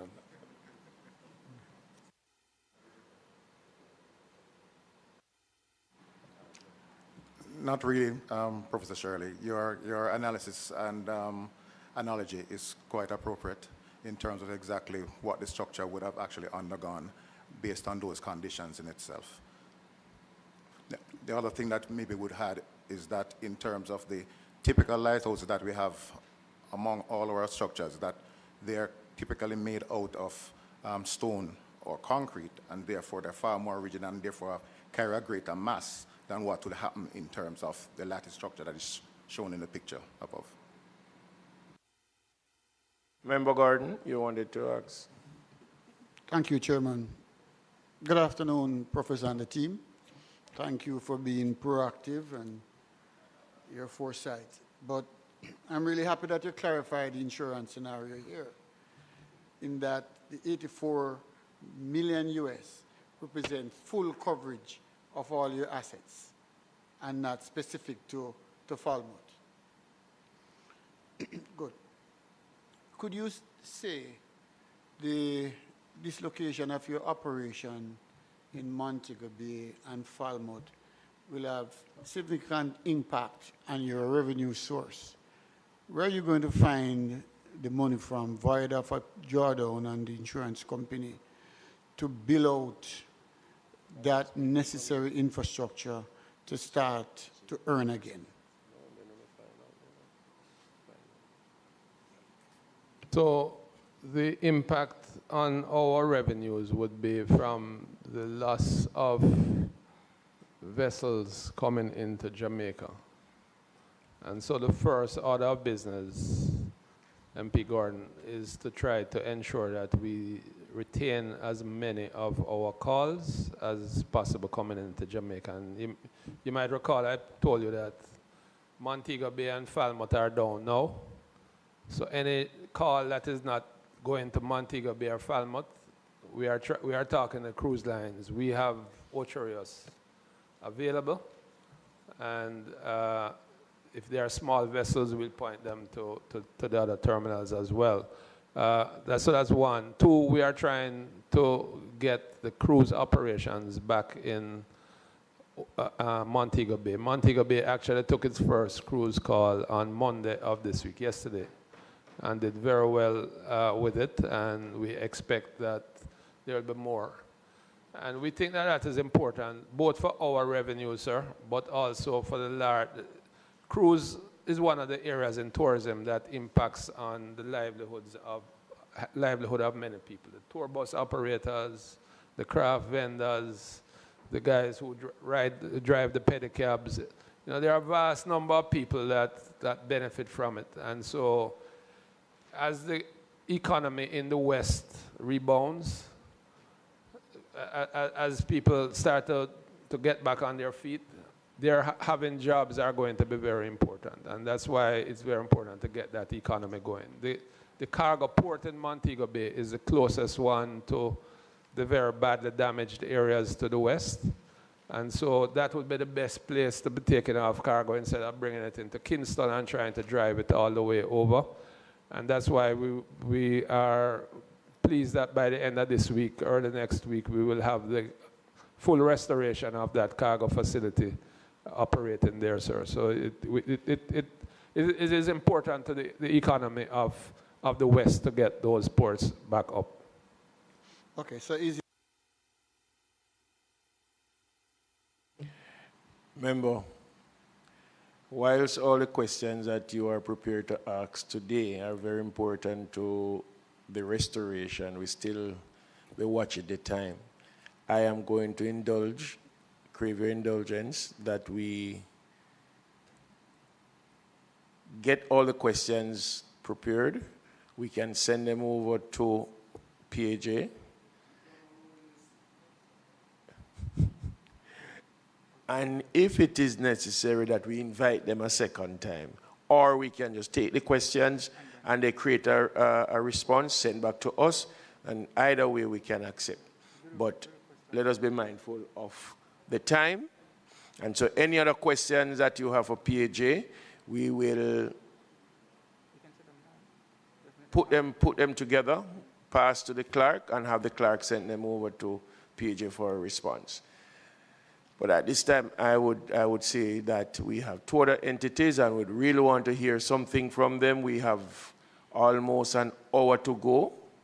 I'm going to say to us that let us be mindful of the time and minimize the number of questions that we want to ask today. If it is necessary, then we re-invite them to be with us. At this time, we will now ask NROC to state the report quickly so that we can get the few questions to you out quickly, and then we give NWA the rest of the time before we leave. Turn your mic, yes. Turn your mic. No, man, just turn it. All right, you're on. Thank you, Chairman. Good afternoon. Good morning. Is this morning? It's now afternoon. Good afternoon, Chairman. Good afternoon, members all. Chairman, I would have noted your instruction to be efficient. Let me follow your precedent and start with our easiest item, which is the operations of the existing toll roads, the east-west and north-south toll roads, which are government-owned assets. But as you would appreciate, both highways, east-west and north-south, NROC is a grantor under the concession agreement for those, so we have interest in them. Both highways, east-west and north-south, did not suffer any structural damage, and they both remain operational. So that's the easy part. Now I'll get to our projects. The Maypen to Williamsfield Highway suffered minor damage, no structural damage, but the damage suffered was largely characterized by trees falling on the right-of-way fence. Some of the lighting fixtures were damaged, and the tolling system had minor damage as well. But the roadway itself remains operational, so there was nothing that prevents the roadway from functioning. So those items, we will have to repair those. There was also some damage to a supporting road. As you know, NROC constructs the toll roads, but we also construct supporting roads as well for the toll road network. One such road is the Woodley Access Road that was constructed as part of the Maypen to Williamsfield project, S-Chip Part A. There was a drain there that collapsed, and we'll have to repair that as well. But as for Maypen to Williamsfield, the road remains in good structural standing and operational. So that's Maypen to Williamsfield. I now shift my focus, Chairman, to Montego Bay. The Montego Bay Perimeter Road, which you know is a very large project, suffered varying aspects of damage, largely around scouring of the site. There was no major structural damage, but there was some scouring and minor landslides. And that has caused debris to accumulate on the bypass, the Montego Bay bypass. We also have offices in Montego Bay, site offices for NROC. Our site office was badly damaged. We've had to be creative, to find other ways to keep the operations going for NROC in that area. The contractor's residence, Czech's residence in Montego Bay, was damaged as well. They experienced severe flooding, and about 30% of their property was damaged. Now, there are pictures contained in the report, and I understand the report was circulated. The damage to the Montego Bay Perimeter Road, we expect that to be covered by the project insurance. So we'll wait until that process is completed. But the costs associated with Maypen to Williamsfield, we'll have to seek funding to make those minor repairs. So Chair, that concludes, in summary, you asked us to be efficient. That concludes the summary of our report, which was circulated already.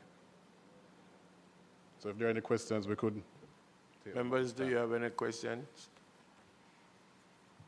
Well, I will ask a question, seeing that I'm the one from that side of town.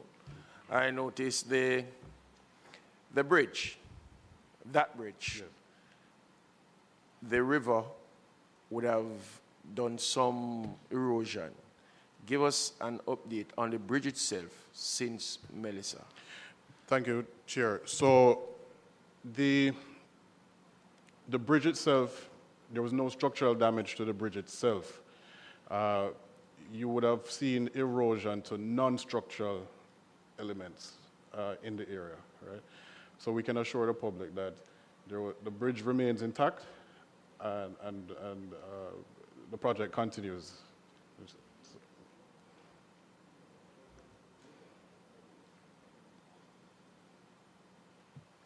Thank you, Chairman. The completion date has not changed or has shifted based on the passing of Category 5.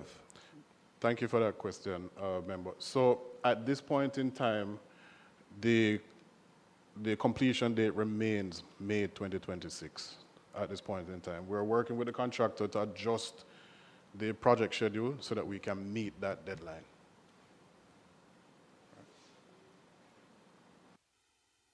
The Maypen Bridge, also, can you address that one? No, the damage. Thank you, Member, through Chair. The Maypen Bridge did not suffer any structural damage as well. So both bridges, the one in Montego Bay and the one in Maypen, which are similar in construction, neither of them suffered any structural damage. There was some concern on social media about some scouring that persons would have noticed at the base. That scouring is not to any structural element. That is really just a temporary platform that was built so that the contractor could have worked on the beams for the bridge. So that's not a structural element. It just remained there because it didn't cause any, right. So the scouring of that does not affect the bridge. It's really aesthetic at this point, and the contractor has committed to improving the aesthetic. But we can confirm that the bridge, the Maypen to Williamsfield Highway, remains operational and safe for use. Thank you very much, NROC. At this time, I take it that there is no more question. NROC, the contractor, has been doing great and excellent work where those two pieces of road are concerned, and therefore we take your word on it that everything is in place. I too would have observed some things, and from a layman's point, I realized that it was well constructed and it stood the test of time. At this time now, we will say thank you, Enra, and we will move over with what time we have left for now to Mr. NWA.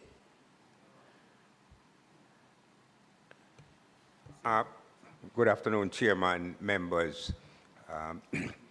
In the interest... Before you go, Sir Hunter, I just want to say to my members that though you may be burning with questions after questions, we are not going to be able to allow any one member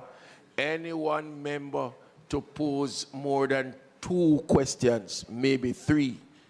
But allow the report to be tendered so that it may answer some of the questions that you want to ask. All right? So go ahead. No, I will. No. No. I will allow NWA to pose their report, and no, not because you have read the report. What I don't want is for all of us to be asking the same question in a different way. Let us take the...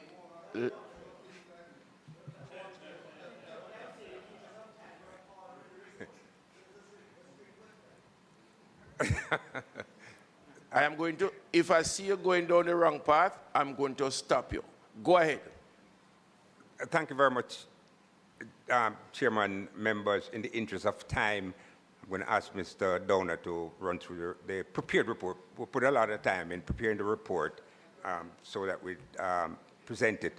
And I promise that anyone who has any questions or any concerns, if you meet me in the corridor, I will give you the assurance that it will be solved.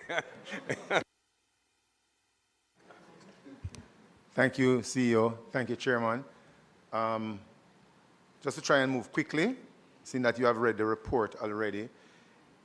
So let me just give you in summary where we are.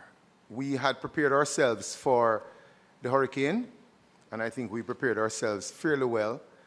We have had over 400 roads that were affected, as per our report. At this point in time, we would have reopened to at least single lane 212 roads, and to full 2 lanes, we would have reopened 177 roads. So 15 roads would remain blocked at this point in time. Of the 15 roads that remains blocked, 3 of them are due to major breakaways that have occurred. 7 are due to inundation, for which we will have to wait until the water recedes. With respect to the major breakaways, that's long-term solutions.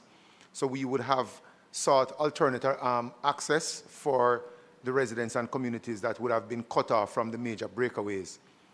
Sorry, Mr. Palmer, just an observation. I realize that the PowerPoint is saying PAAC, and we have a sessional. Yes, that would have been an error. Take it that it would be the same information that is there? It's similar information, that's correct, sir. But we did send down the one for Infrastructure Committee. We apologize for what is shown on the screen there. But if I may just quickly, and then we'll allow. So I mentioned that there were 15 roads that remain blocked, 7 of which are due to inundation, so we have to wait until the water recedes. 3 are due to major breakaway, for which we have sought detour or alternate routes for the affected communities, and there are 5 roads, that are still being worked on for clearance. So that would give us a summary with respect to the over 400 roads that have been affected. Quickly, Chairman, the traffic signals that have been affected as well, 336 traffic signals have been affected, for which we have restored 271 across the island, and there are 65 remaining, largely due to the lack of power supply, which we depend on the JPSCO power supply. So we're working closely with our partners, JPSCO, to have that done. In keeping with the report that we have submitted, the matter of the update on the accelerated bridge program was also asked, so I'll just go through that quickly. The program, Mr. Chairman, is actually for 55 bridges across the island. We are going through the process of getting the program approved through what we commonly call the PIAB process with the Ministry of Finance. we have made submission for the first component of the two-part submission, which is the concept that has been submitted. It's been reviewed. We await the call for the presentation of such, and then afterwards we will submit the proposal. After we would have submitted the proposal, then it goes straight to the cabinet. After cabinet is approved, then we will enter into the contract through our parent ministry with the contractor in question, which is Legan Aviation, in keeping with the agreement between the government of Jamaica, the government of the United Kingdom, for 55 modular bridges. Final point, Chair, and we do hope that this program will in fact see commencement of works in the first quarter of 2026, 2027. The final point, set of questions that were raised with us is with respect to the Spark program, and I'll just give you a quick update. The Spark program, as you're aware, is actually a program 45 billion Jamaican dollars, and we started that pretty much earlier this year. The program has two components to it, one of which is the local and community roads, and the second, which is $20 billion, and the second component is main roads for another $20 billion. We have started with the local and community roads, and we are proceeding with that. There's another $5 billion to round out the $45 billion to upgrade affected water lines that is actually part of the project as well. We have issued work orders to the main contractor for the 4 packages for which the island is divided up in, for 267 roads. For work orders 1 to 4, the contractor is working on 103 of the 267 roads because we only recently issued work orders 5 and 6. So work are progressing on those. The progress at this point in time is approximately 15%, so we have certified approximately 5.5 billion Jamaican dollars for the works component, which is about 36 billion Jamaican dollars for the works component, while the other supervision, administration, project management, etc., rounds off the remaining $45 billion and materials as well. The Hurricane Melissa did in fact have an impact on the program, where there's an estimated 4-week gap since Melissa, so the contractor is expected to resume work early December. In addition to that, the damage to roads were approximately 2 roads that were still under construction, and the estimated cost is about 30 million Jamaican dollars. The other roads, however, that were already completed have stood up well. Finally, the Spark program itself, just to remind us, the employer is the Ministry of Economic Growth and Infrastructure Development. The contractor, which is the main contractor, is China Harbour Engineering Company, with a number of subcontractors who he has engaged and manages. And the engineer is the National Works Agency, being supported by 3 consulting firms with a suite of engineers and other technical staff that are having boots on the ground to supervise, monitor the works being carried out by the contractor on a daily basis. That in a nutshell, Chairman, is the summing up of our report. Thank you very much.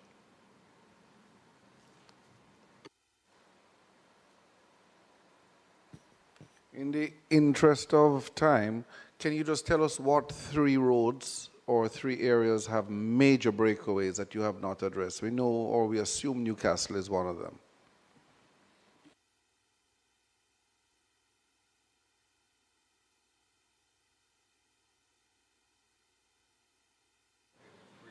Yes, okay, thank you.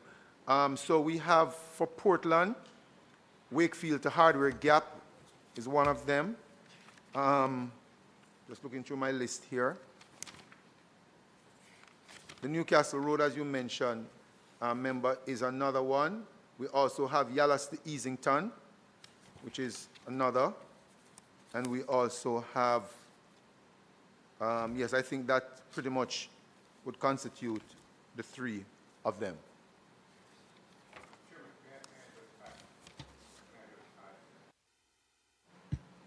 Following a presentation, a similar presentation we made at Cabinet, Chairman, Ministers, you know, there is the injunction that not only should we build back, but we should try and build back better.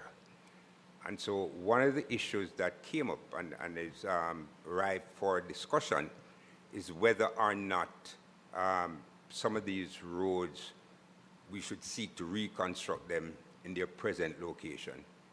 Because when you look at the marginal costs to construct and maintain versus the marginal benefit in terms of population served, then it does pose a problem. Now, no decision has been taken, but from purely a policy point of view, it would serve the country to re-examine some of these structures to make a decision if that's the way you want to go in future.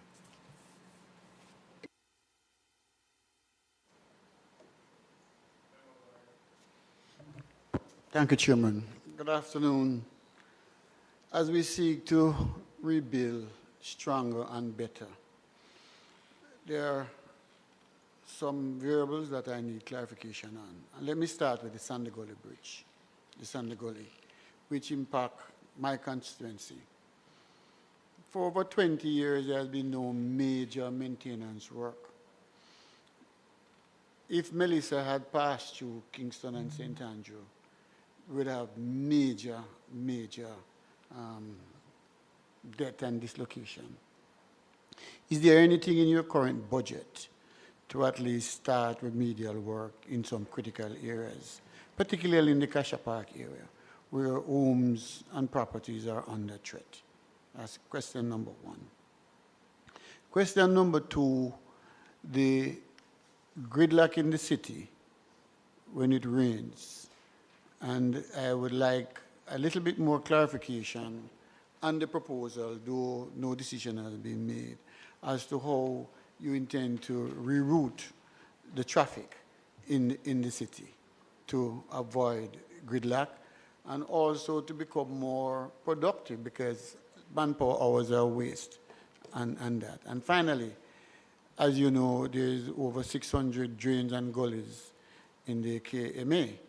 And what plan, if any, to, one, rehabilitate, two, to maintain?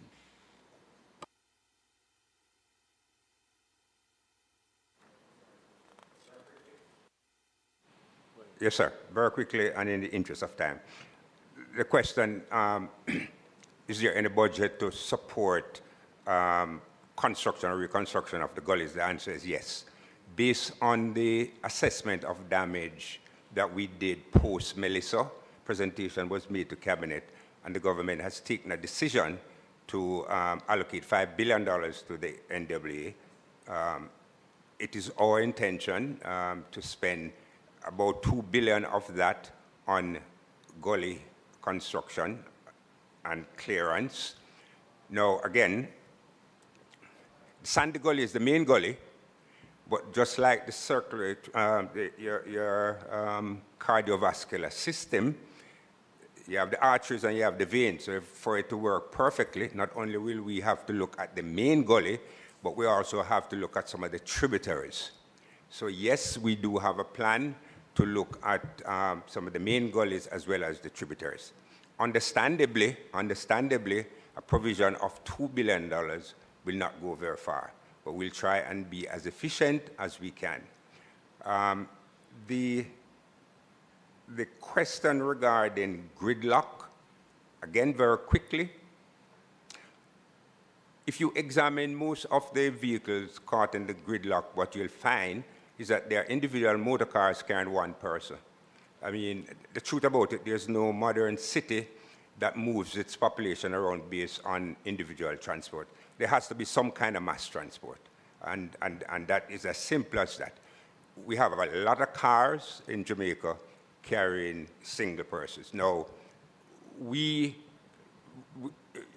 not a part of the Ministry of Transport, so policy prescription, understandably, will come from that ministry. But, you know, as someone who has interest in the sector, I think the whole issue of mass transit will have to be. We do have plans to expand a number of corridors under what we call the CAPEX program. We recently did Grange Lane in Portmore, and we're now expanding the Helsha-Brayton Road. We're dualizing that from 2 lanes to 4 lanes, and that is now under construction. The next corridor that is slated for similar expansion is Arthur Wint Drive down to Tom Redcom, all the way down to South Camp Road. That construction will start in the next financial year. And we also have the corridor from Barbican Road, East Kings House Road, Lady Musgrave Road to Trafalgar Road. So, okay. If you examine, not the bridge, all right. So, and we are also going to expand the bridge on Washington Boulevard, the one about the Sandy Gully, from 2 lanes, which is a constriction, to 3 lanes. That will. Oh, it's in the CapEx program, so we're working through that. And what completes that program is a new entrance into Portmore, which will also ease with the congestion. If you examine our budget for this financial year, if you go back to the start of the financial year, you would have seen a provision that was originally made in the budget for some gully work, as well as the expansion and beautification of a number of the entrances into the city. We had Washington Boulevard as one. We had from the Norman Manley Airport into Kingston as another. We had the Papillon Corridor as another. And we had just started the preliminary engineering works for those. Regrettably, those sums were subsequently reallocated. And so the concepts remain, and the intention to do those works remain, and we will try to see if we can get that back in the next financial year. In terms of, did you ask about drainage? Yeah. Drainage is a big ticket item, as I explained last week when we were here. The functioning of a drain depends on 2 characteristics. A, the capacity of the drain and the condition of the drain. We spend a lot of time talking about cleaning drains, but when you clean a drain, it does expand the capacity. So, and a clean drain remains clean. It's just a transient event. As soon as the rain comes down with how garbage is all over the place, it then floods up. So the drains that we're operating on now were originally designed and constructed 50, 60 years ago based on climate conditions then. What is required is for us to up the ante in terms of the specification for current drain design. The end result of that is more drains, bigger drains, at a significantly higher cost. And the question is, within an urban center that is already well set, to what extent are you going to be able to fit these bigger drains into existing locations? There are other concepts like on-site disposal and so on, and we'll be looking at that. And finally, there is a master drainage plan that was done for the country, funded by the IDB and the government of Jamaica, that speaks to drainage solution in a number of urban centers, Port Maria, Maypen, Kingston and St. Andrew. And the price tag back in about 2014 when it was done was about $1 billion US. Now, understandably, very few countries set out to implement a master drainage plan. Generally, there has to be something that carries it. And what usually carries it is road construction. So whenever you're doing improving the roads, you build in the drainage component into the road construction, as we did with Mandela, as we did with the South Coast Highway, and as we will do for the other corridors that we're going to build. So for example, when we're doing Lady Musgrave Road, we will build the current required drain for that corridor. So we will do for Arthur Wint Drive. So the drainage solution will accompany the road component. So you have the two. Thank you, Mr. Chairman. The Newcastle breakaway, whether it's a new alignment, a new engineering feature, I am positive that that one will be done. Thank you. I'm also positive that the Yallus-Easington one of three that you referred to is a matter of a bridge on the 55 bridge program. So I can say thank you again, and I know that that does not fit into the comment that you made about rationalization of places or roads or developments. The one I will not speak to with that level of definity is Wakefield to Hardware Gap, even though I have visited it. But looking at it, I have no doubt that those three will be dealt with. So I'm very happy that the policy and the position of the government will flow with these three, and they do not fit with the comment about rationalization. Or maybe I misunderstood.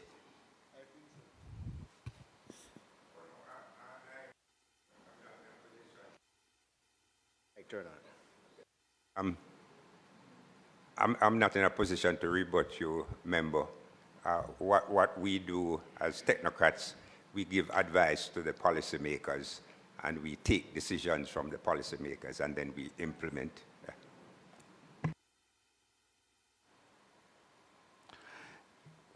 And we are also fully aware that if we keep our drains clean and we do what is required, even though some of them may be 10, 20, 30, 40 years old, they will carry more and flow more water and protect our city and towns. So we understand that. Where I want to go now, I want to ask more specifics about the 55 bridge program. Because the truth is, we had expectations that these bridges would have been rolled out faster. It is a long period.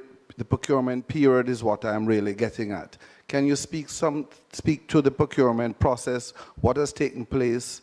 Because this has been a major problem for us all. If these 55 bridges were in place, the suffering we're having in all of the rural areas would be a lot less, especially Easington in this case.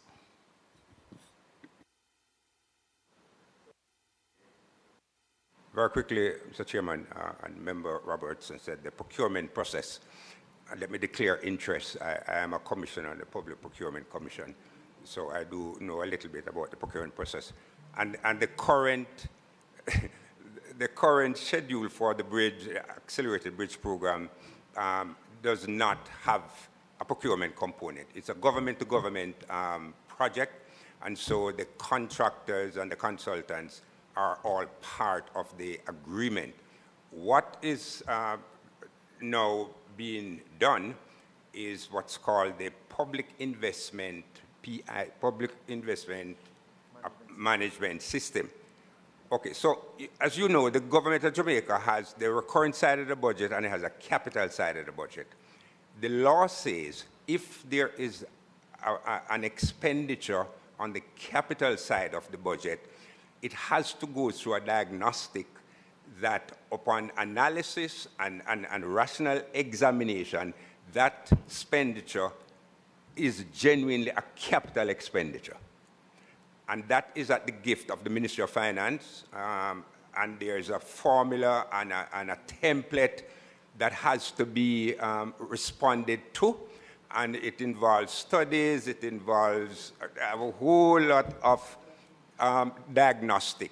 And it is when those diagnostics are completed, and then there's the meeting of the PIB, which is chaired by the Minister of Finance, and it has several cabinet ministers as members. It's a cabinet committee, and the different entities of government have to do a presentation to that committee, and you present and you defend, and when the committee decides that yes, this program should be admitted to the public sector investment program, it then goes to cabinet, and then from cabinet it gets into the budget, and then you move to implementation. Now, ordinarily, when it gets to cabinet and gets into the PSIP, you then go to procurement, the normal procurement for contracts. However, under the bridge program, because it's a government-to-government program, there is no procurement component. So once, as Mr. Downer outlined, once we are called to Ministry of Finance to defend the proposal,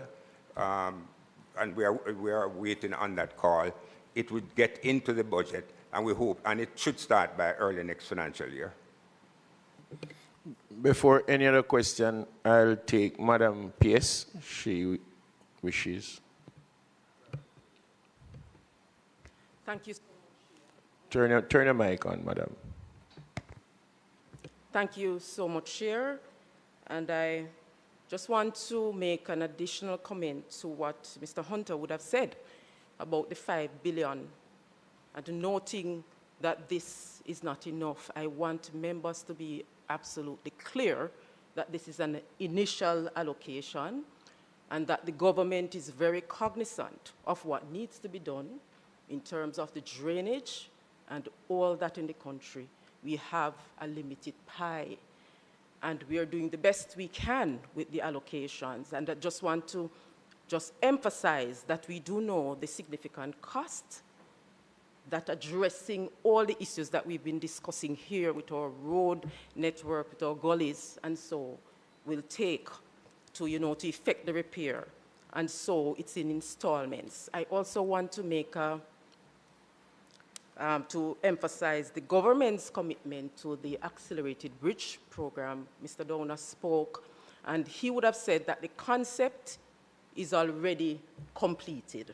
We're just waiting on a date to be considered by the Public Investment Management Committee of Finance, and the technocrats there are well aware that this is a priority for the government. As a matter of fact, the NWA should have said too that the proposal, which follows the concept, has already been developed. And so once we get the feedback from the concept, this is where we build out and improve that proposal that is already done. So I want us to leave here with a very positive impression, even while admitting that, yes, there are limitations because we don't have endless funds, but aggressive and assertive efforts are being made to address the issues that have been identified. Thank you, Madam Pierce. That was actually quite necessary. For Mr. Hunter, I have 3 quick questions, Mr. Hunter. Mr. Hunter, fortunately, the constituency of St. Andrew Northwest never got any major damage through Hurricane Melissa. However, as your report stated, Kingston carries a lot of water, and we have some critical drains in the constituency. And there have been some major breakaways in Roampton Drive, off Sunrise Crescent, and off Border Avenue in Havendale, where people's homes about to fall into the gully. And these are established homes, right, with middle-class persons living in them. And the works agents have been there to visit, as per usual, take photographs, as per usual. I just want to know, what am I to tell the residents who have gotten severe damage after the storm about these breakaways? That's 1. 2, Spark. The constituency have been a beneficiary of the Spark program, and we're extremely grateful. Some good work has been done, Addington Drive, Greendale Crescent, and we're now on work order 6. We're doing Topaz in Red Hills. When I called to find out what is happening, work stopped 2-3 days now because there's a water commission pipe that broke. When it's going to start back, nobody knows. If I know a water commission man, right? No, I don't. So I want to know, what is the ratio between water commission and the Spark people, so we can be efficient, because there are 2 more working on, 2 more in this work order 6 for me. Last question.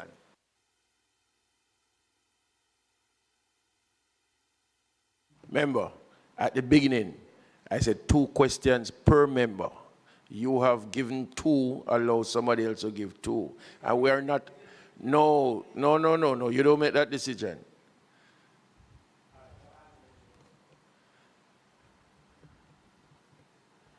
Mr. Gordon. Thank you. We are in a planning deficit, and as we seek to rebuild stronger and better, the NWA should assume some responsibility for our traffic gridlock, because you continue to sanction these multifamily homes without any attention to the road network. And so as we go forward, is there any collaboration with the NWA, NEPA, and the municipalities as to how we redesign, we plan, and we build? Thank you. Can I answer very quickly? Start with the last question. As Member Gordon well knows, notwithstanding a recommendation made by the NWA, the local planning authority is reposed in the municipalities. So while we support that effort, I don't know if I am as willing to assume that responsibility, carte blanche. However, the presumption, Member Gordon, that a multifamily dwelling would necessarily generate multi-car ownership does not necessarily hold. And the point I'm trying to make early on, I mean, land space is limited, especially in the urban center. That is one. So we're not, and it's a finite amount of land. And so there is a concept that says what's available to us is what is called airspace. So you go up. So it is not unusual in urban centers worldwide for there to be multifamily dwellings and so on. I mean, so that's a normal concept. That's how cities grow and regenerate and so on.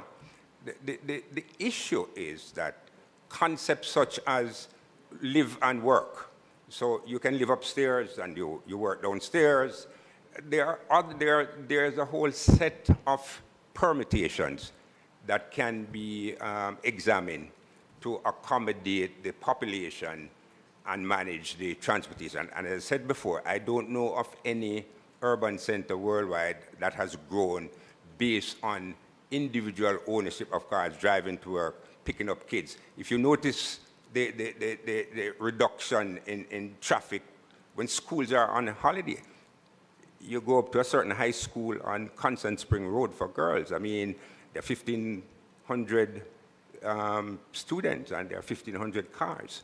So, I mean, there are some things that we have to face. Member Smith, again, as a technocrat, one of the privileges I have is that I can give sound technocratic advice, which may or may not be accepted. But there is an issue of people living right on the gully bank.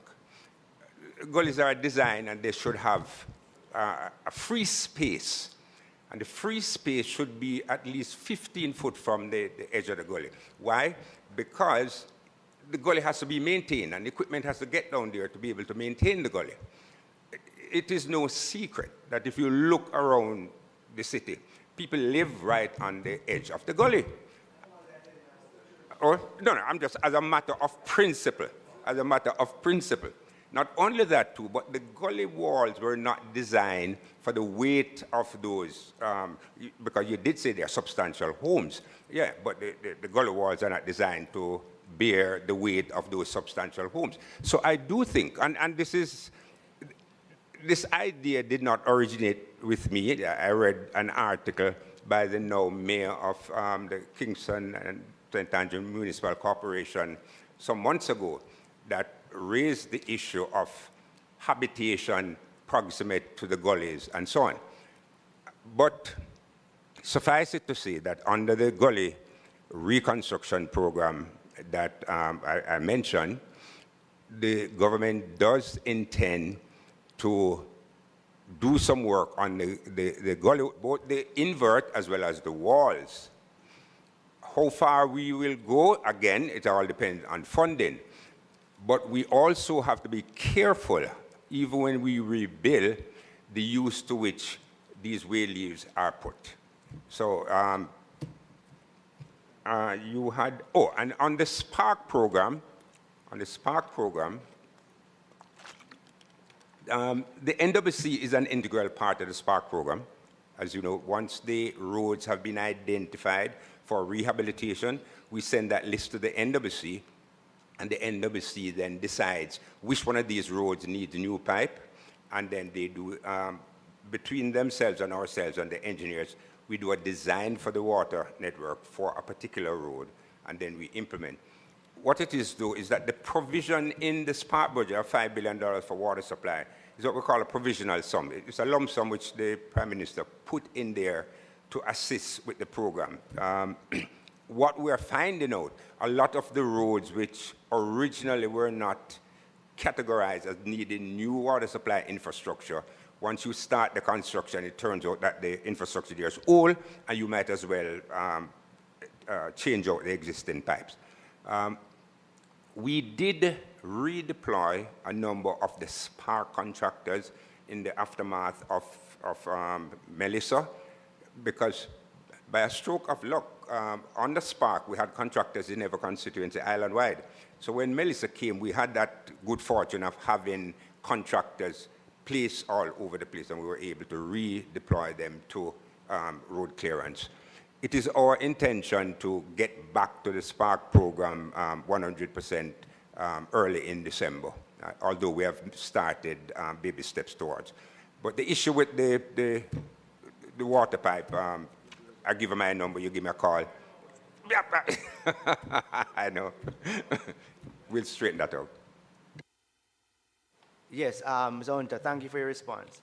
But the homes that I'm referring to are built how they're supposed to be built, more than 15 feet away, right? I'm talking when you go down, all of us have been down Roampton, all the homes on the left-hand side of the road.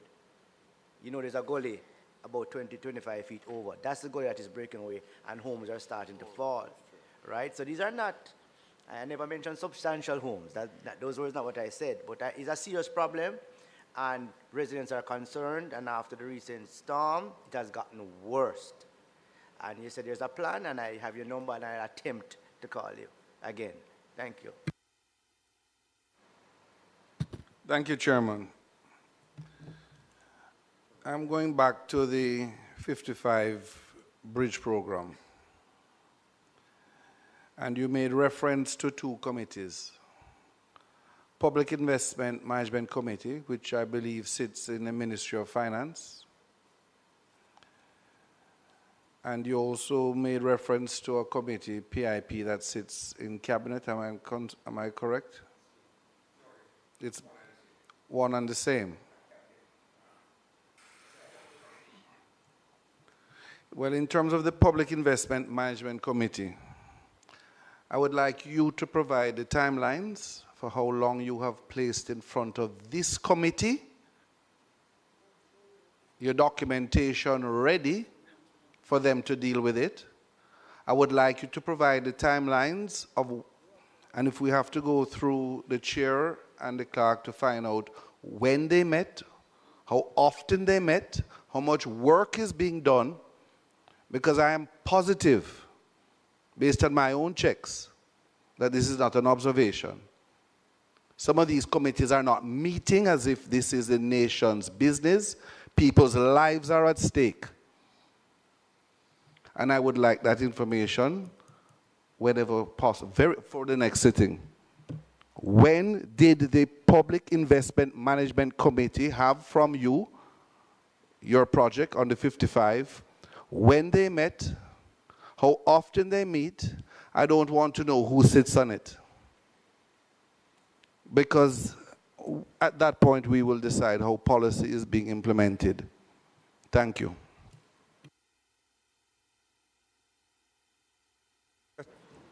Just for clarification, okay.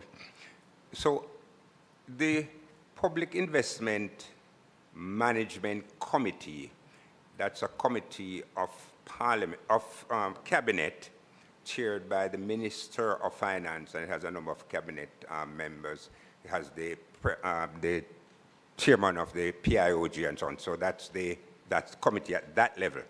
Beneath them, however, is the PIAB, which is the Public Investment Appraisal Board branch, which is the technocratic section within the Ministry of Finance that does the heavy lifting and the analyses and of the different proposals. And when they have finished with their analysis, then they kick it upstairs to the Public Investment Management Committee. So that's the two-tier. That's the two-tier thing. Right. Right. So it's a two-tier. Right.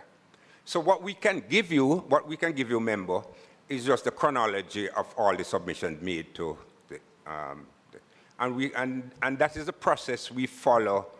We followed that process for the Troy Bridge. That's the process we followed for all the road expansion projects we're doing. So we have been doing that for quite some time. Members, we are taking the last follow-up question. It is now 23 minutes to 2. We have to give the House staff enough time to carry out what needs to be done, as we understand. So, I notice you have not asked any question, member. So we will re-invite NWA so that you will get some time. And we will take into consideration those who have asked questions already when they come again. Carry out your last follow-up question. Chairman, so I am making reference to the Public Investment Appraisal Branch housed in the Ministry of Finance. I would like, through the clerk, to know exactly when they meet, when they met, date, who sits, not by name, and how quickly. Because the truth is, these programs are not being implemented on a timely manner. And when you have the passing of hurricanes and you realize that some of these structures could have been built, there was space in the budget, should have been built, should be completed, and people are now suffering. And to hear that these bridges, not built, are allowing people to go without health care, education, you name it, livelihood, it is callous. We're going to allow Member Azan to ask one question, and you can take both, Sir Hunter, and then we wrap up. Okay, Chairman, I have many questions, but I'm going to do one now. What time period the NWA have to clean up, a full cleanup, and open up all the roads to a 2-lane, especially our main roads?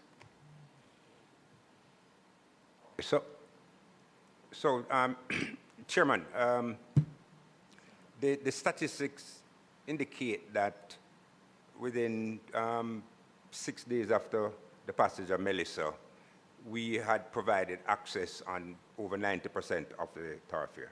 Now, admittedly, some are 2-lane and some are 1-lane. Now, I just want it to be understood, we don't journey from point A to point B to clear just 1 lane. So usually when our crews get out there, there's usually some impediment that prevents us from getting 2 lanes. In a lot of instances, Chairman, the impediments would be like GPS poles, and that's a major impediment, poles and wires, so that's an issue. So to the extent, and we work very closely with JPSCO, so soon as we have that freedom of that infrastructure being removed, then we will convert to 2 lanes, and that is now being done. In other instances, the impediment to get in 2 lanes has to do with perhaps just the topography of the area and the potential for a landslide or something like that. And so the technical people on the ground would make a decision that in the interest of safety, we will just have 1 lane for the time being. But I give you the assurance, member, that right now we have crews working on all the single lanes to convert them into 2 lanes. And that's been done. So as the days go by, we add more to the 2 lanes and we reduce the single lane. But it's like on a case-by-case basis on the ground. Thank you very much, members. Thank you very much, those persons from the different entities today. We have taken the decision that we will reinvite NWA, PAJ, and Flow because they have some more information to pass to us. Well, as for now, let me say thank you for the information that you have disseminated to us this morning, this afternoon, and we are very grateful. It put us in a sense where we will be able to answer some of the questions that the residents that we are elected to represent will ask, and we will take questions from them to pose to you further. At this time, we are asking you that you are good to go. You are excused at this time. Madam Pierce, thanks for coming. We will be in dialogue. Notice I didn't ask any question, and I am from one of the hardest hitting parish, but I will rest for now. I wouldn't tell you. Some members, we are wrapping up now, members.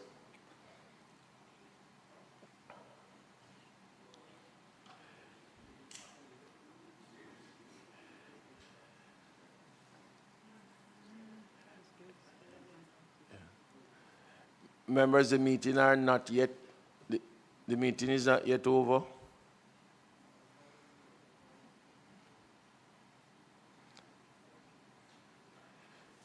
Some members,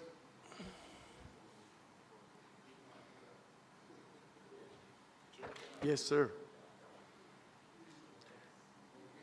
So now that we are placed in a position that requires us to ask more questions and to get more information, our next date is looking at the 9th of December. Yes, member. Chairman, we can't have so many entities on the same day. Sorry? We can't have so many different agencies on the same day because it's what happened today. No. You know, oh, you're late. Let me explain what happened today, Chairman. Chairman, we need more time to question these entities, Chairman. Like, for example, Mr. Edwards from NROC, basically, I had questions for him, but I couldn't waste time with him knowing that I needed some questions for NWA. So we can't have more than 2, maximum 3 a day, Chairman. And I also understand that I was late today, but I will say to you that you're new. So the mere fact that you're new, you will learn as you go along.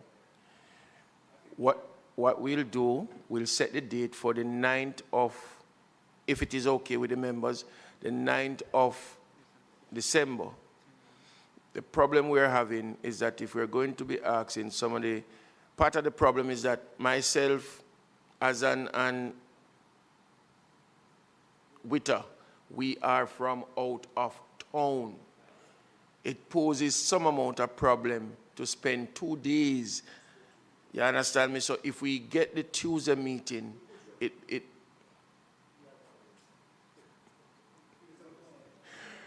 but the ninth is tentative, and if, yes, it is a Tuesday. If we use it wisely, then we can have. And what we'll do, yes, we look at the number of entities coming. So what we're looking on now is solid waste, the municipal corporations, and JPSCO, if that is okay with us.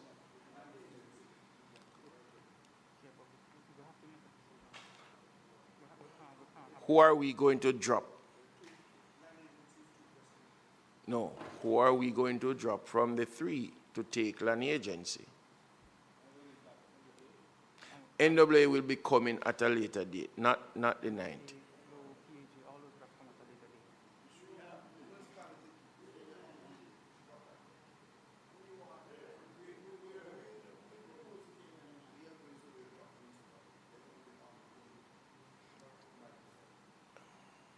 So to remove MCs, give MC a date for themselves.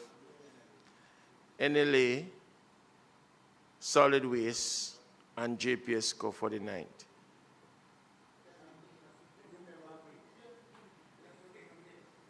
Sorry? So the three going forward are JPSCO, Solid Waste, and land agencies. So we'll write to them and give them the proposed date. The other three that we want to re-invite, Flow, NWA, PAJ, we will take them at a later date. The fact we don't know when we go off for the Christmas break, and so we don't want to preempt a date for beyond the 9th. Sorry? We won't go beyond the 9th. All right? So members, if there are any other business, if there are no other business, we have set the date for the next meeting. I now ask that somebody move by member Smith, new member Smith, seconded by new member Gordon. This meeting now stands adjourned.